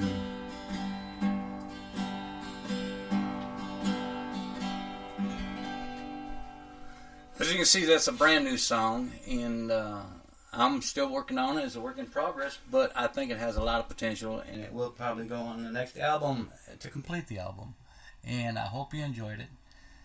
And it doesn't have a chorus in it, but it's a story song about as we get older and how we see ourselves. And most of your songs are story songs. Yeah, they are. And, you know, it's fun to write story songs. I remember, though, and you probably remember it, when I was writing, when a cowboy gets the blues. Yeah. I was sitting there playing this song because I had really done that song playing on the bass, and because of it, it's got kind of a unique little bass line to it that's familiar, but it works with what I was doing. And I remember Trish sitting there listening to me, and she goes, "What's this called?" And I said, "When a Cowboy Gets the Blues." She goes, "That's not blues." I said, "No, it's not blues." It's called When a Cowboy Gets the Blues. I was all confused. So anyway, but the song did turn out real well when I did come out with it, and I really like it, and it's got such a haunting sound to it, and that's what I wanted to bring across. You know, there's another song that was very similar to that. It's called A Special Breed of Man, and the basic hook on that was they don't make cowboys like they used to. And we're seeing changes in our society as time's going on. We're seeing how things are getting more modernized. But does modernize always mean better? I don't think so. But anyway. Scott, you can, still do whatever you want, but I ran into a problem, and I'm going to admit this to my listeners. Scott's latest album called Not All Angels Have Wings, I don't have it. Okay. And I wanted to play the title song from that CD, and I don't have it. Well, I gotta make sure you get it. Yeah, but is there anything else that you want to talk about before? Not all angels have wings. That album, my songs vary because I like to have a upbeat, lighthearted song. Yeah. And some people don't understand my sense of humor, and some people do. But I just like to have some songs that I put out there that are a little bit different. But on Not All Angels Have Wings, there's a lot of good songs on that album. Because it's actually, there was a song on there that Trisha actually inspired. And to tell you the story about it, Trish came out and she was trying to write a song for me. And I remember now. Now she remembers, yeah, because it was funny. And she had come out and she says, "Well, I was trying to write this song for you, and I wanted to be, so loving and romantic and stuff and everything." And she said, "I was sitting there watching you sleep and everything, and you were just so peaceful laying there, and then you farted." And I laughed. I had a chuckle, and I said, "Well, run with it." And she goes, "What?" And I said, "My baby farted." And she goes, No, you write the funny songs." And I said, "Are you sure?" She says, "Yeah, you're the one that'll get away with writing a funny song." So I said, "Okay, if you don't mind." So I got up and I walked into the bedroom, and I got on the computer because I had it. I mean, this is one of those songs that comes to you in about 5 minutes. And I had laid out the chords to it, and I had laid out the verses to it, and I laid out the chorus to it, and I went out and I sang it for her in the living room. And she about fell out of the chair. You played it for me in here, and I about fell out of this chair. Oh, okay. But anyway, yeah, she about fell out of the chair, and it was funny, and it really hasn't changed much. But it was a fun song to write because I wanted to write something upbeat, fast, and just a little bit humorous. Because if we didn't fart, we'd explode. So anyway, but that's how that song got recorded anyway. But that's on. Not all angels have wings. And going back to the fact that I was trying to write a romantic song and all that stuff. I did finish writing the song. I haven't put music to it yet, but mine is nowhere near the caliber that the one that Scott wrote, and I am very proud he wrote that, even though I felt like I couldn't, and I'm going to keep searching for Not All Angels Have Wings in my folders here because I just have a trouble believing that I don't have it. Well, you don't have it there. Do you have My Baby's Got a War Paint On? Because that's another Yes, I song. do. That's I do another have that song. one. And I like to put upbeat songs and just fun songs. And My Baby's Got a War Paint On is a fun song. I want to see if I can find it in here. And that's. I think she was surprised when I wrote that song. Because we don't always write together. I mean, she's got her music that she wants to work on, and I've got mine. And we do share that. The thing between us is, we both like to play and sing. Yep. And I've been bad about not practicing lately, and I really got to change that. But I've also been very busy with 3 gardens and cleaning the porch so I can stain it and what else have I been doing? We got 6 baby chicks too. Yes, so. we got 6 baby chickens. I took them out this morning. One of them got wet when I was carrying them out, and I picked her up, and she dirtied my shirt. But she was all wet. But it was so funny. She just snuggled into me. I felt so bad because I was like, she's probably cold now, which is why I picked her up. But I was wearing a white shirt, so of course she got my shirt dirty. But yeah, 6 baby chicks. We bring them in every night. We take them out every morning.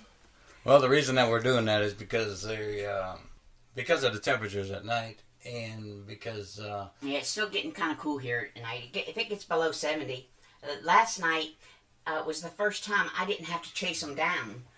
And we were going to leave them outside all night last night, but when I opened the door to get their water, so I could fill it up because they were almost empty, all of a sudden, all 6 chicks were in my lap. I was squatted down and wound up on my butt because I was trying to figure out why these chicks were in my lap. They wanted to come inside. So I brought them inside. My search doesn't seem to be pulling up anything.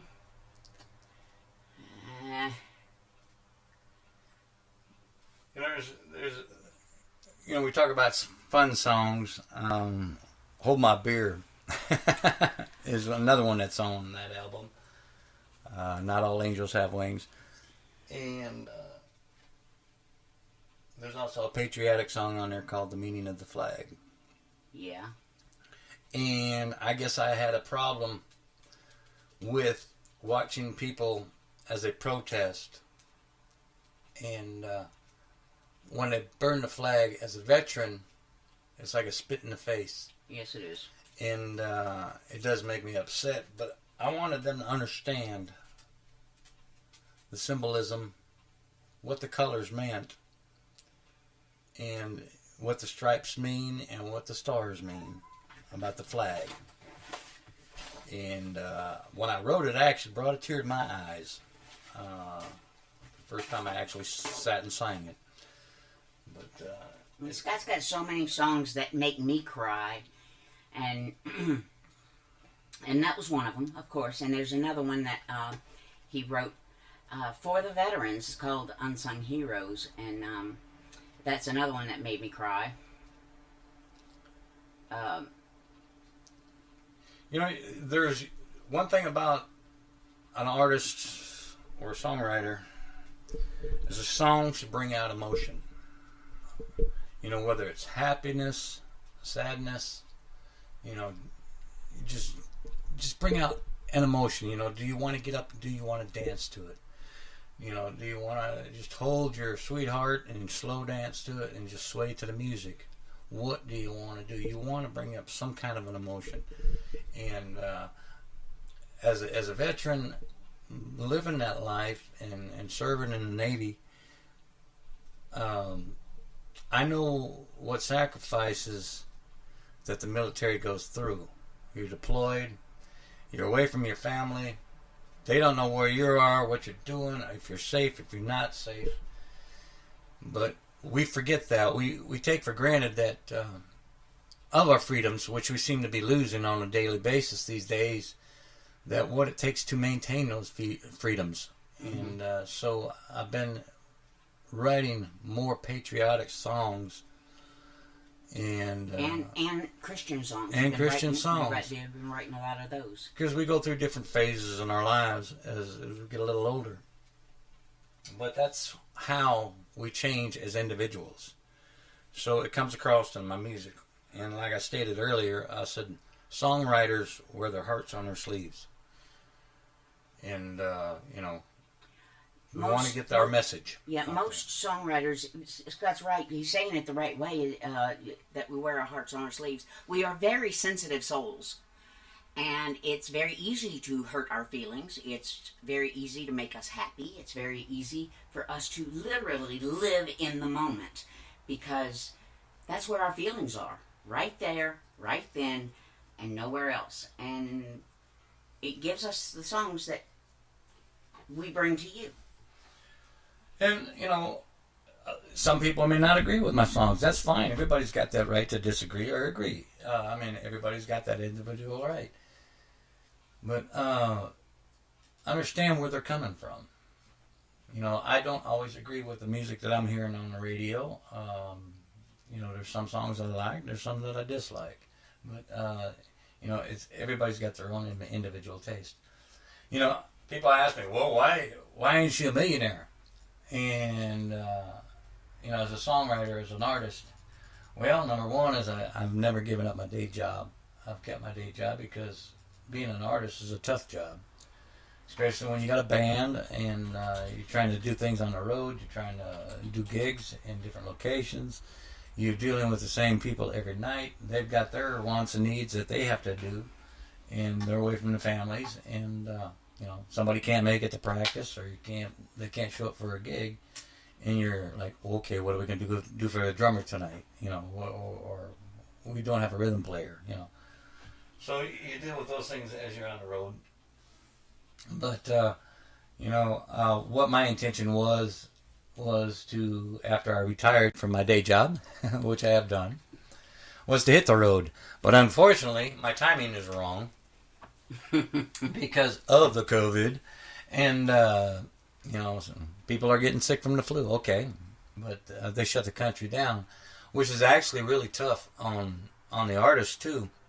Because not only is the country been shut down and you got to wear a mask, they can't get out there and perform. They can't bring in the crowds that they want. A lot of venues have actually closed and won't accept the artists too. So it's like, what are we supposed to do?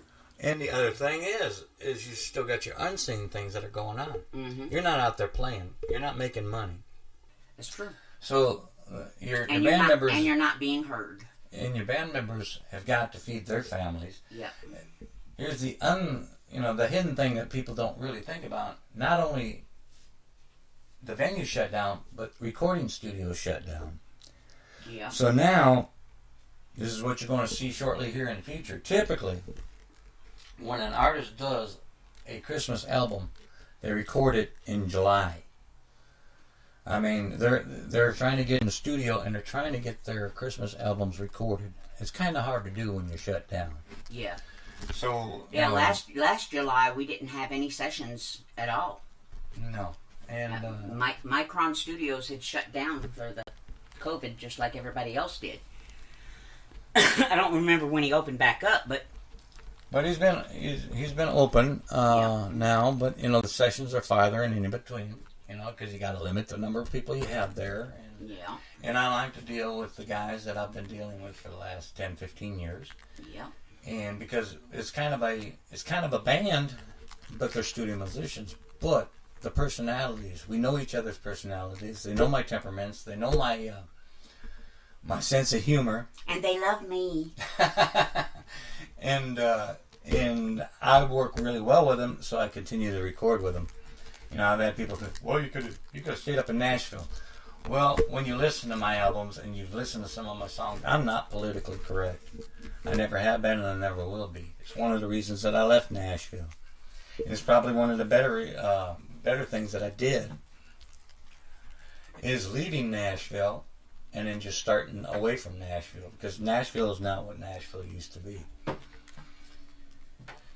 But, things change. We've seen a big change in Nashville, and I've been nominated for some awards, as a songwriter, some as an artist. I'm honored to be, nominated for these awards. But I'll tell you what, when you go to these awards and they last 7, 8, 9 hours all day long, and you're sitting there because they've got 350 different categories. You're pinching yourself to stay awake, and when you hold it in Nashville, and you're holding it downtown Nashville like they did at the Wild Horse Saloon, and you have to go drive all the way back to Dunlap. But the hardest part was sitting there, and you wanted to step outside for some fresh air. So you're standing outside, and you're standing there on 2nd Avenue. And within the first 2 or 3 minutes, you've got homeless people hitting you up for change. And, and it's not something that I want to be hanging around. Yeah, I didn't like that either, but what I did like was the guitar players that were playing on the street. Most of them were pretty good. You got street performers up there that are really good, mm-hmm. and you can see that. But Nashville has gone through those changes now. I mean, they recently had the bombing up there, and so people are afraid to go there. And now you're dealing with the COVID also. You got to have your mask on, and because you're all going to die within 14 days or whatever. But it becomes a real pain in the butt. And so what my idea is, since I've retired from the day job, is I want to go out and perform in a coffee house, at a writer's night, in smaller venues where I can get more involved with the crowd. Because I do enjoy that, and I do have a lot of fun. If you've ever been to any of the shows that I've ever done, I have a tendency to go a little bit crazy. And I like to actually kind of walk off the stage type thing. Because when I had the band, I ended up buying a cordless mic system and a cordless guitar system. So I could literally walk off the stage playing my bass or guitar and sing. And actually walk out on the dance floor or sit up at the bar stool next to you at the bar. And sing.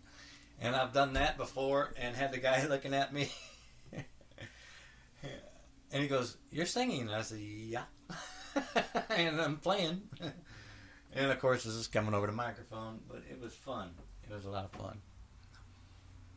But I don't know if Trish has found her next song. She seems I haven't found it, so now I'm looking at my email. But I wouldn't worry about that. We could do something else. Okay. One of the songs that I do like to do live is Country to the Bone. But I do it a little bit differently. I mean, I do my song, but I also put a cover song at the end of it. And we'll see what you think of it, but this is what you would hear if you were hearing me live.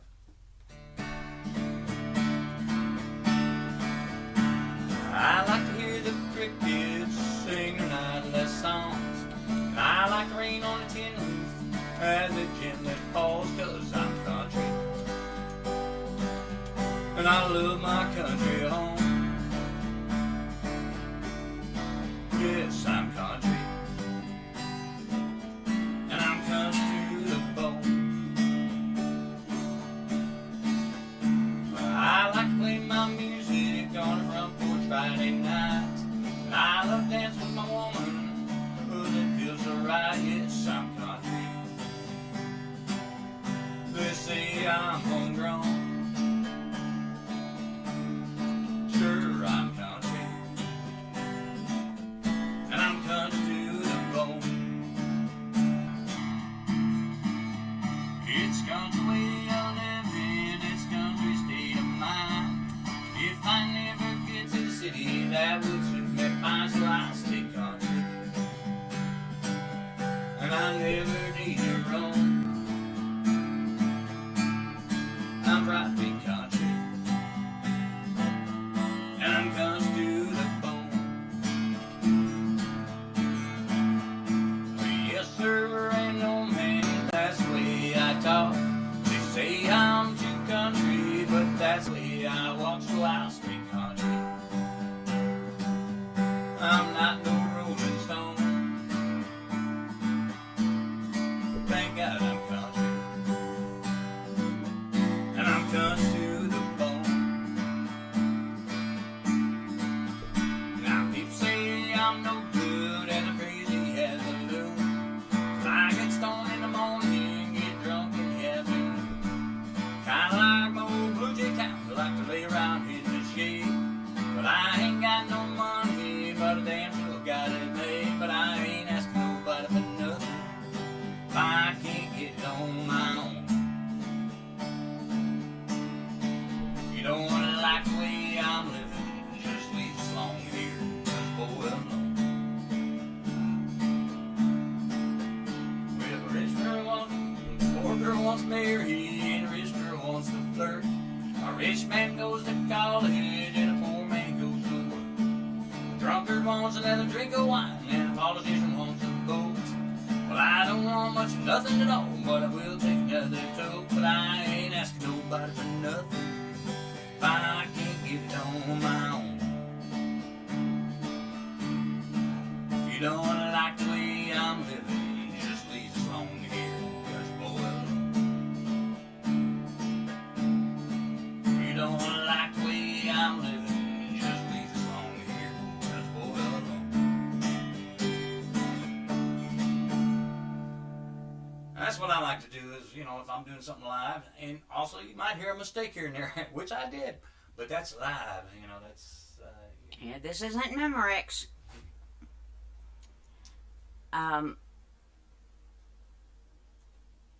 She's tongue-tied. Yeah, I am. Oh boy. It's all Scott's fault. So basically, what you do, when you do these little coffee shops, is you're going to connect more with the audience.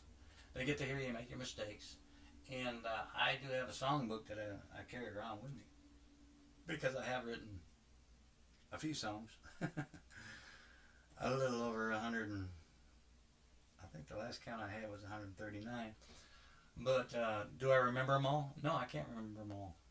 Can I play them all? No, I can't play them all anymore. There's too many to remember because they all got their little things. You try to change things from one thing to another. But anyway,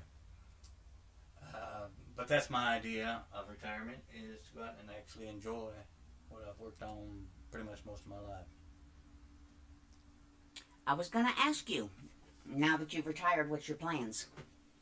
Well, to travel and do the coffee houses, and little small time bars, and sell my CDs while I'm there. And one of the things that people don't realize is my CDs, and people, where can we get your CDs? Well, basically, the way you can get them, I used to have them on cdbaby.com. Now, you can still buy some digital downloads off of cdbaby.com, but they pretty much are no longer my distributor, and we have a little disagreement on a few things. But I used to have albums on there, but now what I'm going to do is sell my CDs while I'm out performing. And my prices have never changed. Now, my prices, since I began playing, I have my band and things like that, my prices have always stayed the same. I sell my CDs for $10. And the prices haven't gone up. And what you get typically is a 12 or 13 song CD. And like I say, it's more bang for the buck. And about the only way you can get them now is to actually contact me via email, or you can contact Trish via email. If you want to order them, that's great. All I need is you send the money, whether it's check or however you want to do it. And usually check is probably the best.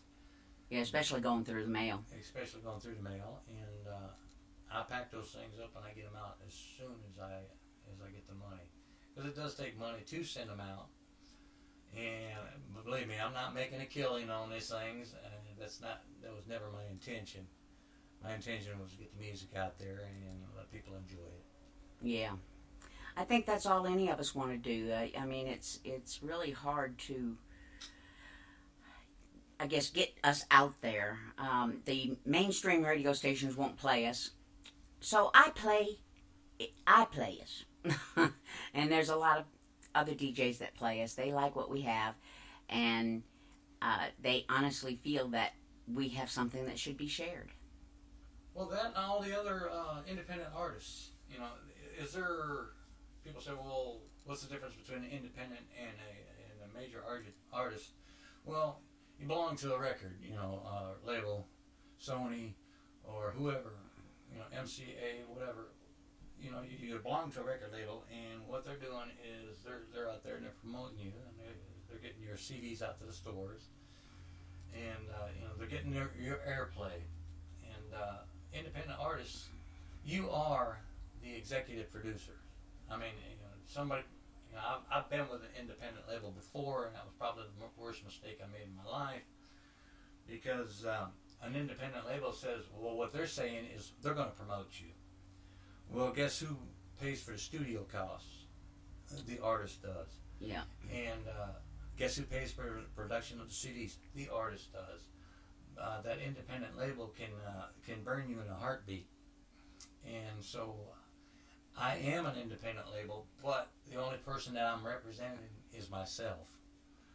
I want to put out a good product. I want the people to be happy with what they're getting. And, if you're paying less than $1 per song, and you got a CD, a good quality, you've got something that'll last you a long time. Yeah. But,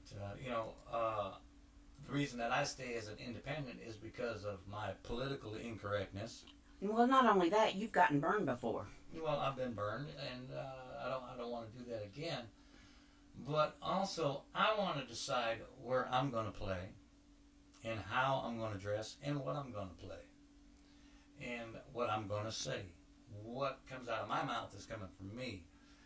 A label will typically sit on top of you and say, well, you can't say that, you can't sing that, you can't wear that. And I'm not going to do that. I'm an individual, I'm a grown man, and I'm not going to change my ways. And, would you do it for $1 million? No, I won't. I'm not greedy. I just want to get my music out there, and if you enjoy it, God bless you. Yeah. I can get them to you, but it does take money, and I am my executive producer. That's why I kept my day job also. Kept me in studio, and it kept me in production on CDs. One of the things that I had to deal with is I had one distributor, and one distributor only, for a while, and that was cdbaby.com. And what I ended up finding out, I'm the one that buys the CDs, and I have the CDs in my possession. I have the stock of CDs. Well, with CD Baby, what you do is you provide them with so many CDs for their stock. Yeah, you had me mail 5 CDs to them multiple times. Yeah, and you want to keep your stock up, as they sell them. You don't want to send them 100 of them because so you're sending a smaller amount. Well, when CD Baby decided to get out of doing that because it became too expensive for them to send them out, even though they were supposed to send them to their customers, and it was an easier way for them also to get payment for it, because they had the website. But so CD Baby has kind of gotten out of that, and they've gone to digital downloads, to where you could do an album. And it still costs money to do it. We provide them with a CD, and they make it what they call a WAV file out of it, and you can digitally download the albums. But physically buying them and them shipping them out became too expensive for them, so they stopped doing it. So basically now what you can do is buy digital downloads. And CD Baby still has them. You can still find my music on other places as a digital download. But in order to get a physical CD, you have to actually get it from me. But the problem I was running into is eBay. Yep, I was going to mention that. And what happened was I did a search for one of my albums because for some reason, I had one of the number 1 or number 2 selling albums in South America. And I was like, how can this be? Because I've never sent them down to South America. Well, they were getting their albums off of eBay. And I looked on there and I found 13 distributors of my albums. And I was like, well, how'd you get them? Well, we get from a distributor. I am the distributor. I am the one that actually has possession of the CDs. I have them in cases. And in order for somebody to sell them, I have to send them to them. And to find my CDs being sold on eBay kind of bothered me a little bit, because somebody was making a killing. And that's what you call pirated music. So the artist loses out, especially the independent artists. They lose out big time. When that happens is when you get pirated. So basically, I pulled back. I contacted these eBay sellers and said, where did you get them? I am the artist, and you didn't get them from me because I'm the only one that has them. So what you've got is pirated music, and I think you ought to be arrested. But how do you arrest somebody that's selling them from Italy or from some other country? It's plain old theft. It's exactly what it is. So have I lost money doing that? Yes. It's an easy way to lose money. Yep. When people take on your albums and they didn't buy them from you. And they're selling them at a big profit. Yeah. There was one of his albums that somebody was selling for $39.97 or something like that. Some weird number. And no. And I sell them for $10, Yeah. So somebody's making a fortune, and I would. And I'm not out to make a fortune. What I consider a success on an album, and this may sound strange as an independent artist, is if I make my money back, if I make my studio costs back, and I make my production costs back, that album was a success. I'm not out to make millions of dollars. It's not going to happen, because it's plain and simple. Radio stations very rarely play independent artists. Why? Because, well, they got their reasons, they're not making any money, playing your songs. Why? Because I'm not a major label. Major labels, they have a tendency to go to the radio station and say, hey, we're going to give you free concert tickets, and we're going to give you some CDs that you can give away. Well, if an independent artist keeps doing that, what do you got left? Yeah. But anyway, I'm off my soapbox. Did you find another song to play?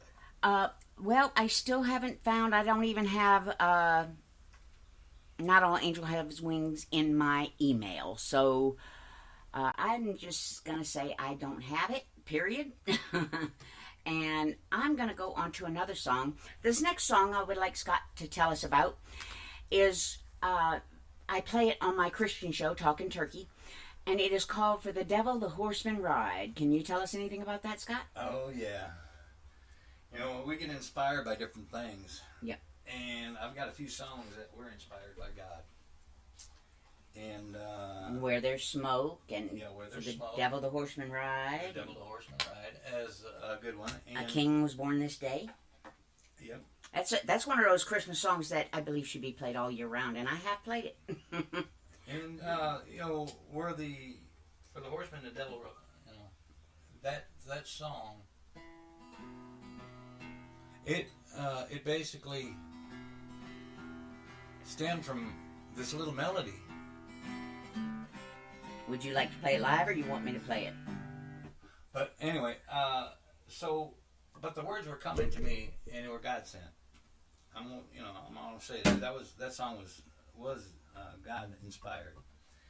And we talk about, as a Christian, we talk about end of days, and we're seeing such a difference in society right now. Right is wrong, wrong is right. Dark is light, and the light is dark.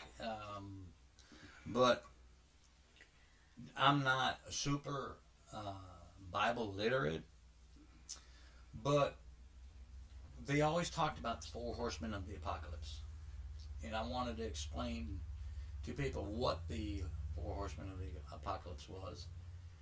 And so I sat down. This one did take me a little while to write, and I did sit down and I did a little research on it, and I looked at many different versions of it. But what I had completed was what you're going to hear shortly. Okay, now do you want to play it live, or do you want me to play it? I want you to play it. Okay, here it is, For the Devil, the Horseman Ride.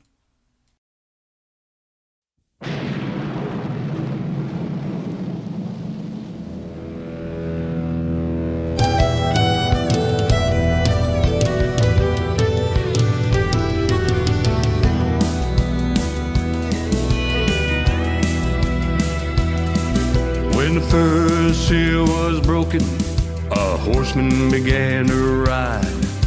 Rode upon a gray-white steed with a bow by his side. Claimed he's a king of kings, and all should follow him, for he will lead the world and rid us of our sins. Second seal broken, another begins to ride. A horse of fiery red wore his battle cry. A mighty sword of steel for those who take a stand. Only pain and death for his fellow man. They're saddled up and riding hard. Now the devil's playing his cards. Can't you hear the thunder? He's here to collect his plunder. For the devil, the horseman rides. For the devil, the horseman rides.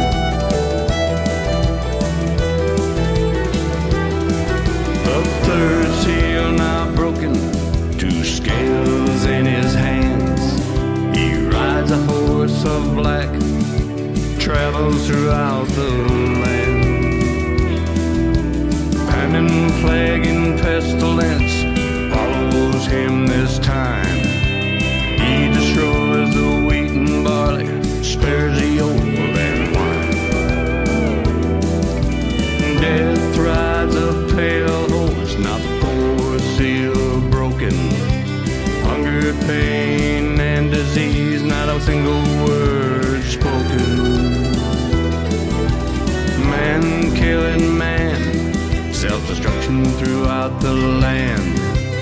it's too late to realize the devil's playing his hand. They're saddled up and riding high. Now the devil's playing his cards.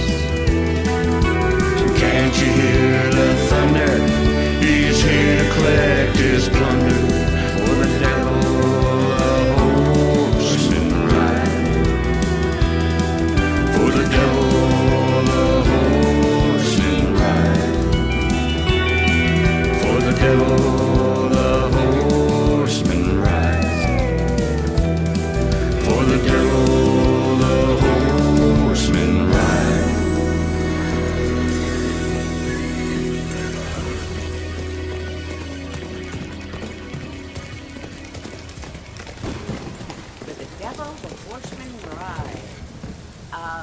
Scott, you've been talking a lot about your co-writers, and you've got another song, a new song that you put out called "You'll Find Me."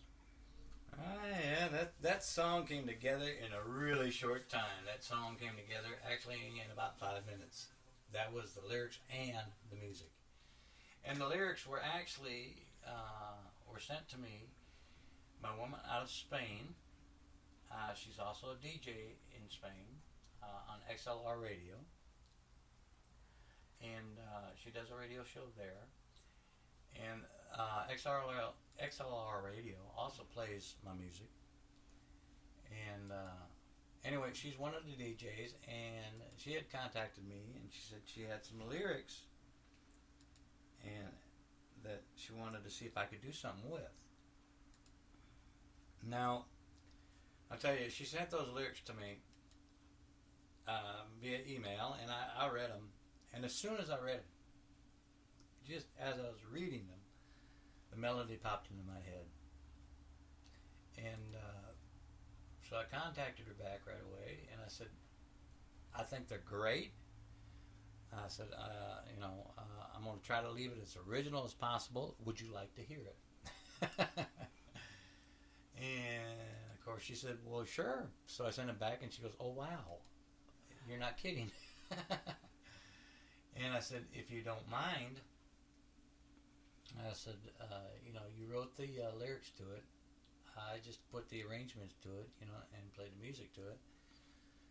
And I said, I'm going to record it, and I'm going to put it out. And that will be on the next album also. And You'll Find Me is kind of a gospel song, really. And you can listen to it, and you're going to kind of get the idea as you listen to it, what it's about.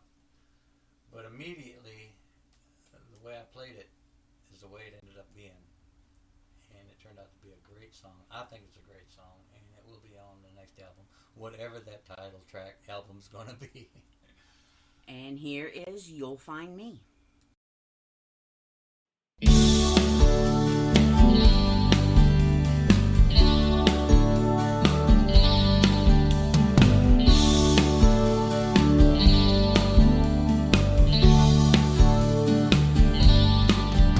In the quiet of the night, in the quiet of the night, I heard my soul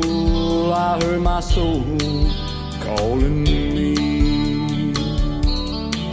Don't be afraid, sweet child of mine. Don't be afraid, sweet child of mine. For your love you are safe and you are free. Give up your fears, this love inside. Give up your fears, this love inside. For on this path, in this peace, you'll find me.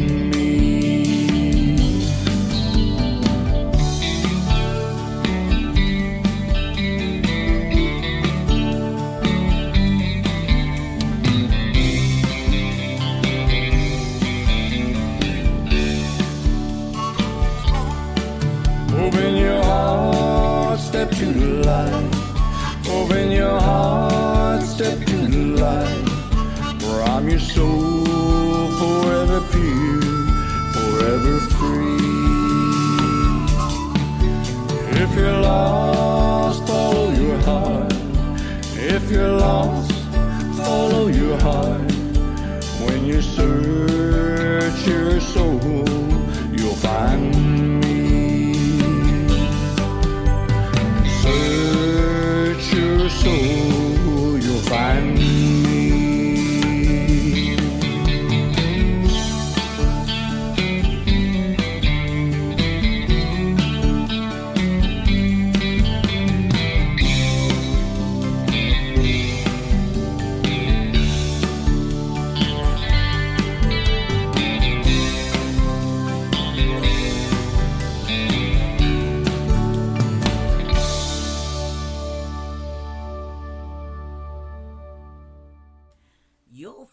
me. The next song I'm going to play, well, I had it. Where'd it go? Was my first experience in a studio. Scott and I were at my mother's house for Thanksgiving one year, and we spent the night, but on Saturday morning we had to get up early and go to South Pittsburgh from Murfreesboro. And he told me, he said, you're gonna record a song while we're there. I said, what? He said, you're gonna record a song while we're there. I had the worst cold I think I ever had. I couldn't breathe through my nose. I was coughing. I was sneezing. And to me, it felt like my head was in a bubble. And I'm going to record. Anyway, the name of the song is called Denim and Diamonds, Leather and Lace, and it was written by Scott Sharp. Is there anything you want to say about that? Well, the Denim and Diamonds, Leather and Lace was a song that I had written. I was requested to write a song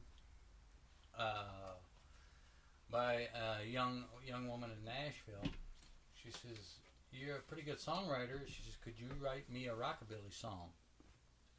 And I thought, I'd pretty much like to write pretty much everything. And rockabilly, I just like to do anyway. I like rock, the old style rock. I like blues. So I wrote Denim and Diamonds, Leather and Lace. And, I brought it to her, and she wanted me to play in her band. And anyway, she wanted me to play bass, and I said, well, no, I wrote the song. I said, if you're interested in it, I said, you're welcome to record it. And she said she was interested in it. And the demo that I had done with this song, I actually had done in my kitchen. And a very dear friend of ours. Yeah, a good friend of ours. I asked her to do the vocals on it because it's a woman's song. It's written for a woman. And since this woman didn't record the song, what happened was she never did get the band together that she wanted to put together. And basically it was the last I heard of her. But I'd already done a demo with my vocals on it. So I was singing the song initially, but I asked a good friend of mine that I've played music with in the past as a house band in Smyrna, Tennessee.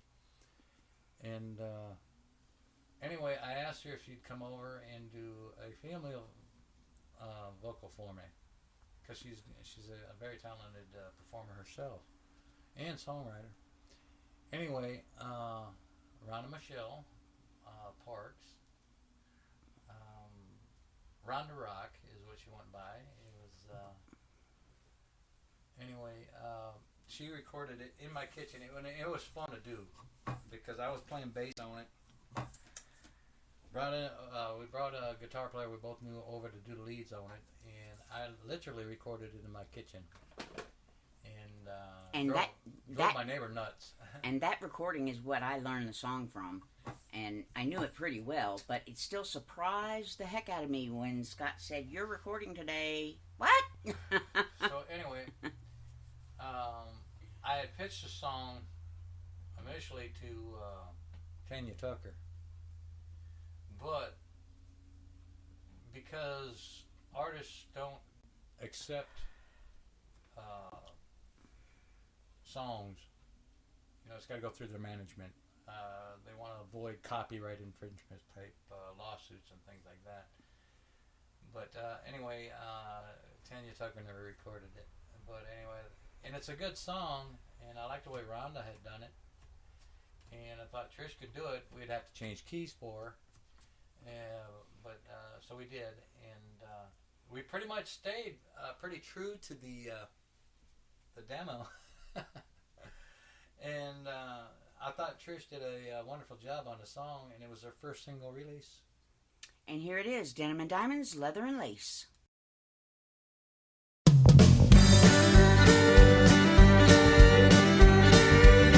I couldn't get your attention, no matter what I tried.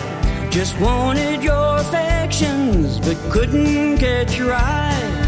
Mama always told me things are gonna change. The boys are gonna notice you, but that all comes with age. Now Mama, she's a wise one, been around the world. She raised me to a woman from a little girl. She taught me all the do's and don'ts. She taught me right from wrong. The most important thing of all is to live my life my own. Denim and diamonds, leather and lace, sensual woman, heavenly grace. I'll be your one and only from this earthly place. Denim and diamonds, leather and lace. I can be your little angel, sweet as can be. I can be your fantasy lover, just bring out the devil in me. To have your attention, can you see the light? This diamond in the rough, she's gonna shine tonight. Denim and diamonds, leather and lace, sensual woman, heavenly grace. I'll be your one and only from this earthly place. Denim and diamonds, leather and lace.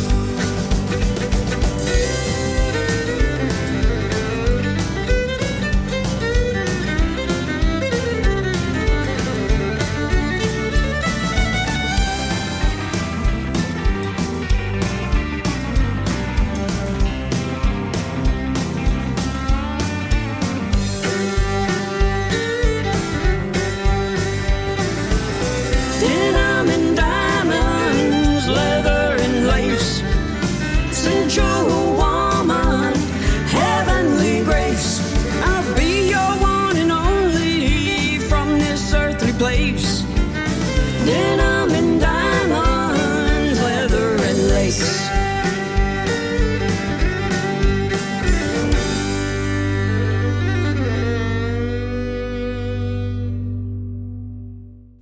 Denim and Diamonds, Leather and Lace, written by Scott Sharp, performed by Trisha Sharp. So imagine being my neighbor. And I was set up in my kitchen. At the time, I had a what they call a little Yamaha 4-track. And the 4-track, you could lay down, 4 tracks, but the purpose behind it is you could add more tracks to it by ping-ponging back and forth, recording and mixing 2 tracks together, so you open up another track so you could still do this. Well, basically all your music is on 4 tracks with the vocals. So I had things mic'd and everything. So I've got this really good guitar player. He was just having a ball. His nickname is the Fender Bender. His name was Jim Lovelace. And he's out of Arkansas, and he's got a really good band over in Arkansas. And he's getting pretty famous in Nashville. And he's doing really well. He's done some sessions and stuff, but they call him the Fender Bender because he doesn't use the tremolo bar on his guitar. He literally bends the neck on it, and he loves playing Fender guitars. And so I had him mic'd, and he was into it, and he was playing the heck out of it. And I had done the bass line to it, and I played the bass, and I had a drum track that I'd come up with, and so we recorded it in my kitchen. And I bet I drove my neighbors crazy because, sometimes you can't get it on that first cut. So you have to repeat it until you get it right. And I had a lot of fun doing that song. And, a man wrote that song. Well, yeah, I wrote it for a woman. Figuring how would a woman express that. So it took me a little while to get it right, but I thought I had something good. And at the same time that I'd done that, I had written a song called I Should Be Hurtin'. And I had written that one because growing up I had influences music-wise. A lot of the legends, Merle Haggard and George Jones, Vern Gosdin. and then as country became what I started when I really started getting into country, then you had Alan Jackson and a lot of those great stars. You had the women that were out there, Reba, and all of those great singers and performers. And I wanted to be able to write something for both men and women. And some of my songs can be sung by a woman. It may not be written in a woman's perspective, but it can be done that way. And you can change a few lines. You can, if there's a song that a woman wants to do that she hears of mine, yes, I'm willing to work with it. But I came out with "I Should Be Hurtin'" because it was a song that I had written for Conway Twitty, which was another big influence on me. And I wrote it in the style of Conway Twitty. And I remember Trish had come across the recording of it and said, "What are you doing with this song? Why is it sitting on a shelf?" Well, I had pitched it to Conway Twitty's management, and unfortunately, shortly after they got it, Conway died. So Conway never got to record it, or I didn't have that option. So I have it here if you want me to play it. So anyway, Trish had heard the demo of it, and she says, "Well, why'd you shelf it?" And I said, "Well, Conway died." She said, "Well, you should record it." So I did. And it was at the same time that she had released Denim and Diamonds that I released "I Should Be Hurtin'," which ended up going on one of my albums. And if she wants to play it, you can tell that it's written in the style of Conway Twitty. And here it is, "I Should Be Hurtin'."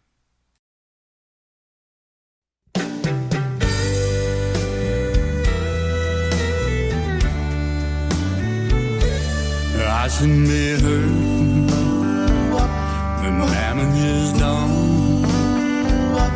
I should be crying, but tears won't come. Baby, I'm walking out that door. Baby, I'm leaving, can't take it no more. No, I can't live with the lies, and I don't want your alibi. How long has it been? I'm leaving, won't see me again.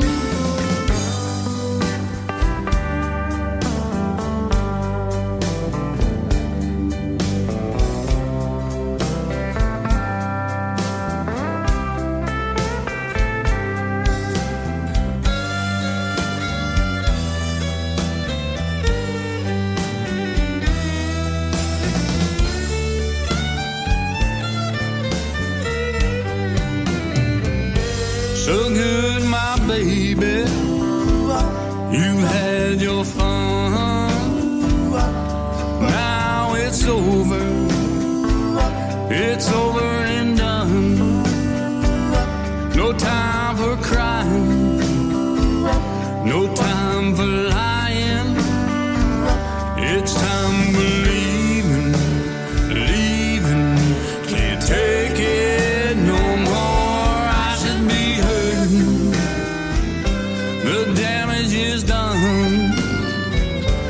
I should be crying, but tears won't come. Baby, I'm walking right out that door. Baby, I'm leaving, won't see me no more.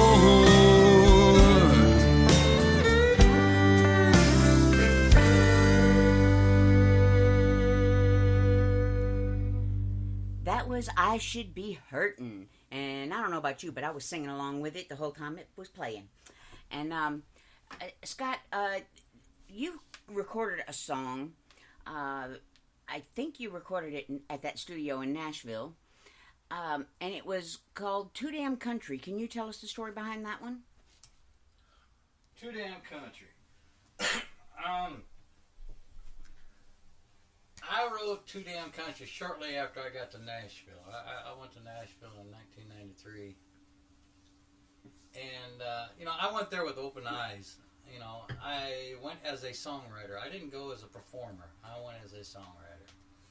And, how do I go about it? I'm a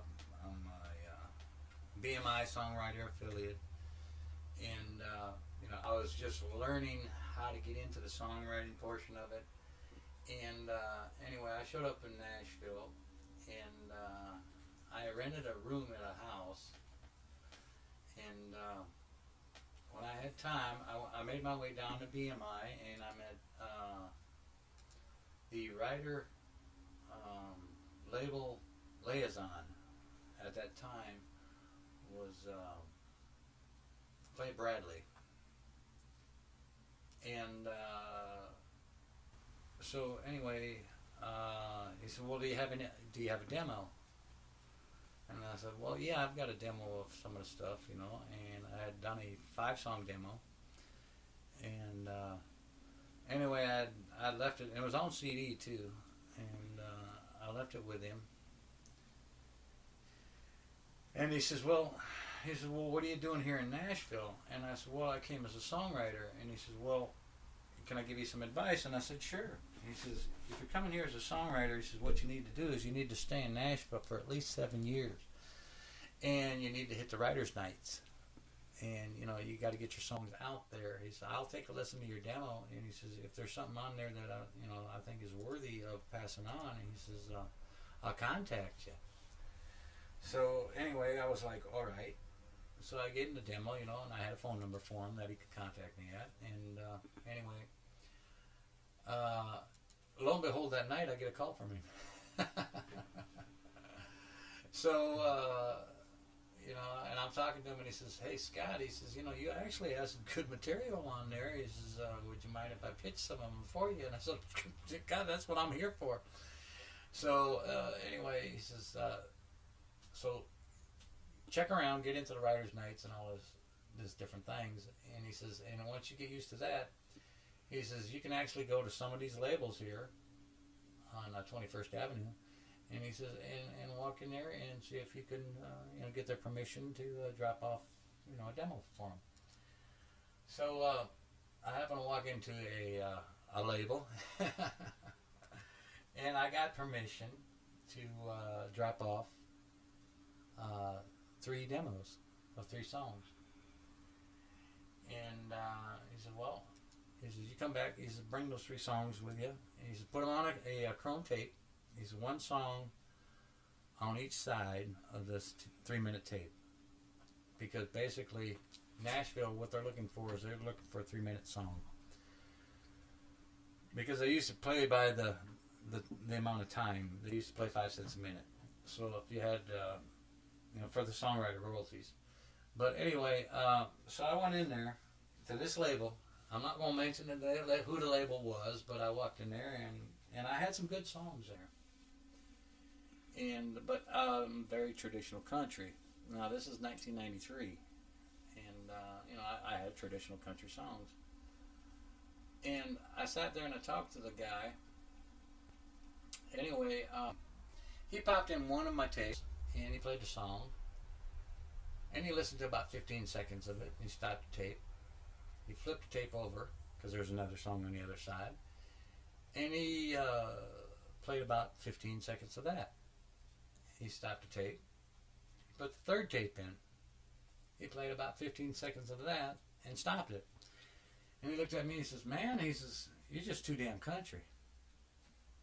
And I kind of looked at him and I said, "Yeah." And he says, "No," he says, this is old style country." He says, "We don't use steel guitar and fiddle and stuff like that." And he said, "You just do damn country." And I said, "Okay." So and he went home and wrote Too Damn Country. On the way home, I mean, I was kind of in shock and disbelief. I thought I'm in, the country music capital of the world. I'm in Nashville, Tennessee, and they just told me I was too damn country. And so I'm driving home, and of course, those words never left my mind. So when I got home, I got out my bass, and I got out my keyboard, and I started messing around on it, and got my 4-track out, and I wrote Too Damn Country. And I thought, yeah, and I put it on an album because it's a true story from start to beginning.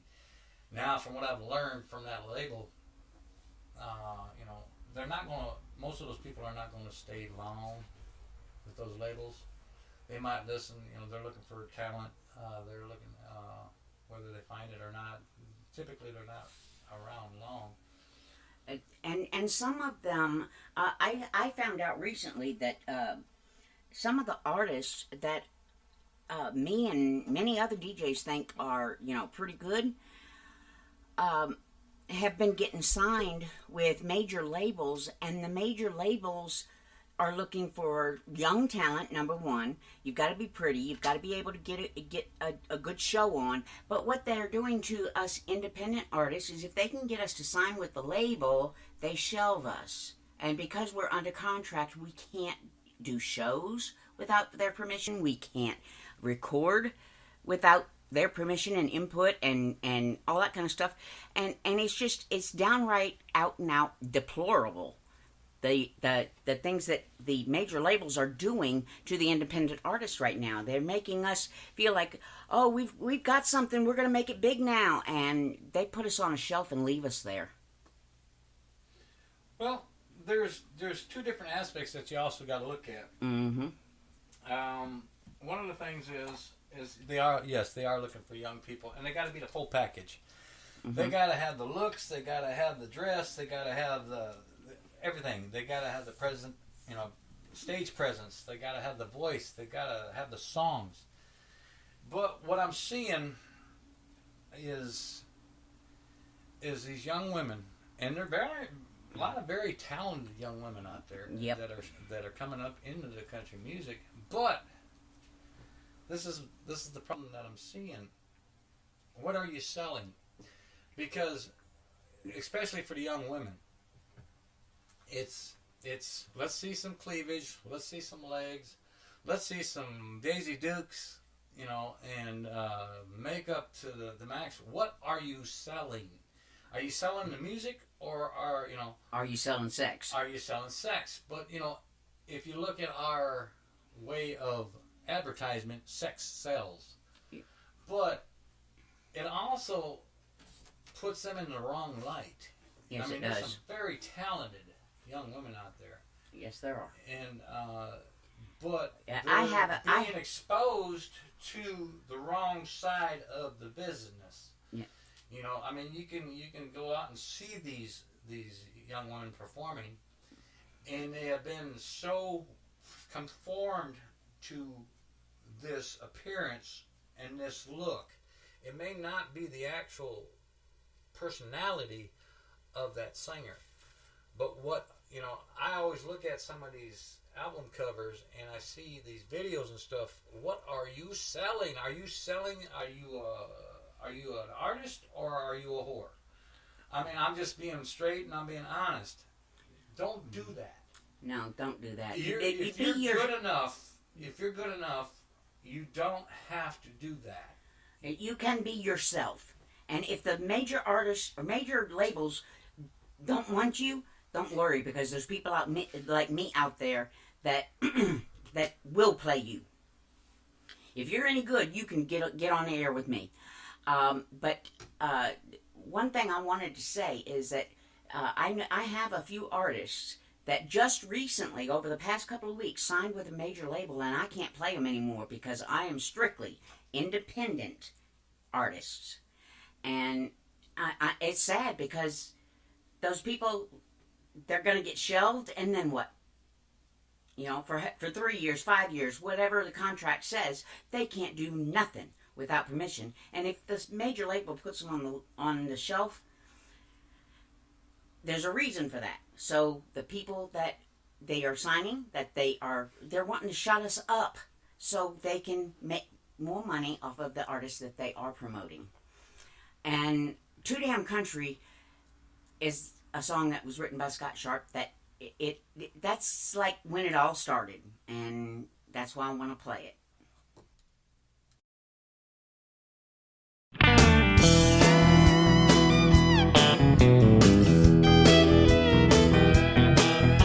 You won't believe my story, but I swear to God it's true. I took my songs down to Music Row to see what they could do. Now the man, he took a listen, and then he shook his head. He said, son, that music you're playing has long since been dead. It's too damn country, can't you see? That steel guitar and fiddle, that's the way it used to be. It's a new generation in Tennessee. Son, you got to do some changing if you want to play for me. It's true he was a young man, nearly half my age, but he knew it all. He never set a foot on stage. Well, you know I hate to argue, but I strongly disagree. 'Cause it ain't never too damn country when it comes to me. Can you do a simple two-step? Or can you do a Texas swing? If you can't do a line dance, it don't mean a thing. Well, it ain't rock and it ain't pop. It ain't even rhythm and blues. Good old-fashioned country music, what ain't got to lose?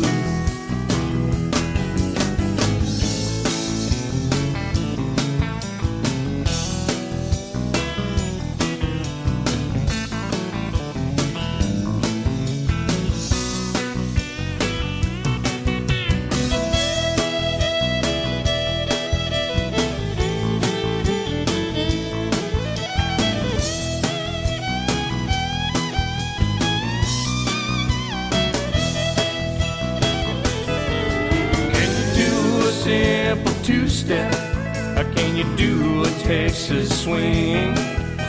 If you can't do a line dance, it don't mean a thing.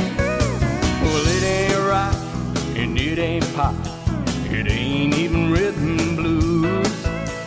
Good old-fashioned country music, what ain't got to lose? It's just good old-fashioned country music, what you got to lose?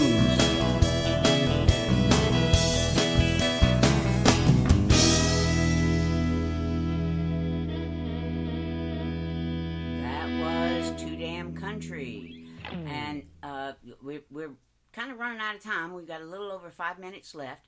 And Scott wants me to play for you. My baby's got her war paint on. That was a fun song to write. I tell you, it was one of those pull that one out in the dark type thing. But I just think it was fitting. You know, the guys go to work. You know, typically the guys will go to work and the wives will be at home or whatever, unless the wife has a job. And anyway, we go to work and we might have had a hard day, but we don't realize that the wife is having a hard day with the kids too. No, she's dealing with the house and the kids and the cats and the dogs and whatever. She's dealing with all of that. And so, carpools and the grocery shopping and the guy's going, hell, I'm going to stop for a beer on the way home. Well, yeah, one turns to one, to two, to three. You come home, you're kind of, a little bit. And she meets you at the door with a rolling pin. And it's like, well, I didn't think I stayed that long. Now my baby's got her war paint on. And that's what that song is all about. And it's like, pay attention, guys. You might have had a bad day, but imagine The song says it all. And the one thing I want to tell you about this song is about the time that he wrote this song, I was I was way past cabin fever. And I got tired of spending my days in the house or out in the yard doing pretty much nothing that, was fun. And it was, I told Scott, he was still working at the time, and I told him, I said, you know what? I said, I'm going to start going places and doing things. Well, if you want to go with me, but I'm going. And I thought it was pretty nice timing when he came up with this song.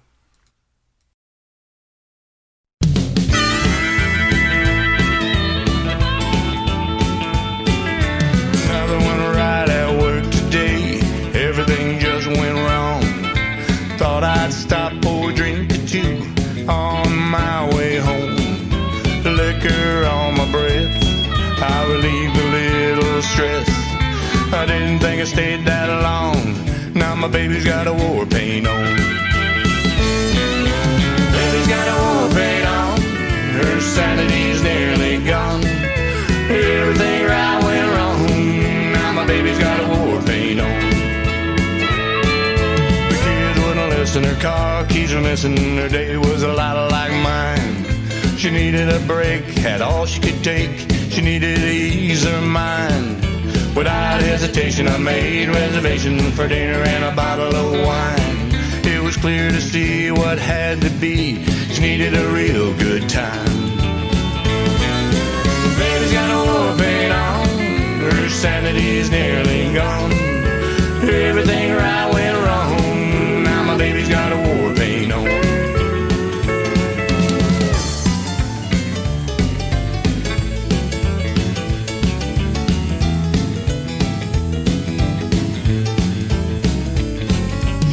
To kill, she needs a thrill, a break from a daily grind. She's a mess, she's feeling stressed, she needs to clear her mind. A little slow dance, a little romance, and then a whole lot of TLC. A little time alone is all we need for my baby and me. Baby's got a war paint on, her sanity's nearly gone. Everything right went wrong. My baby's got a war paint on. Baby's got a war paint on. Her sanity's nearly gone. I admit it's been too long. Now my baby's got a war paint on. I admit it's been too long. Now my baby's got a war paint on.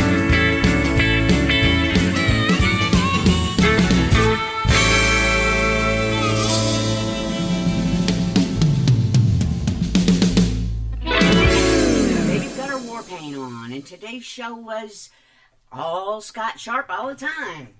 Well, hopefully we didn't bore you to death. Well, I am partial to Scott Sharp, and it's been a long time since I've done a show on him, and I enjoy bringing his music to you, and I hope you enjoyed it just as much. Thank you for listening to Starfire's Country Music from Nightwave Radio. Y'all take care. God bless. Bye-bye. You're not going to say bye-bye? Well, I can say bye-bye, but I thought you were done. Oh. Okay. Bless these troops that are out there protecting our freedoms. Yes. And I hope you come back uninjured.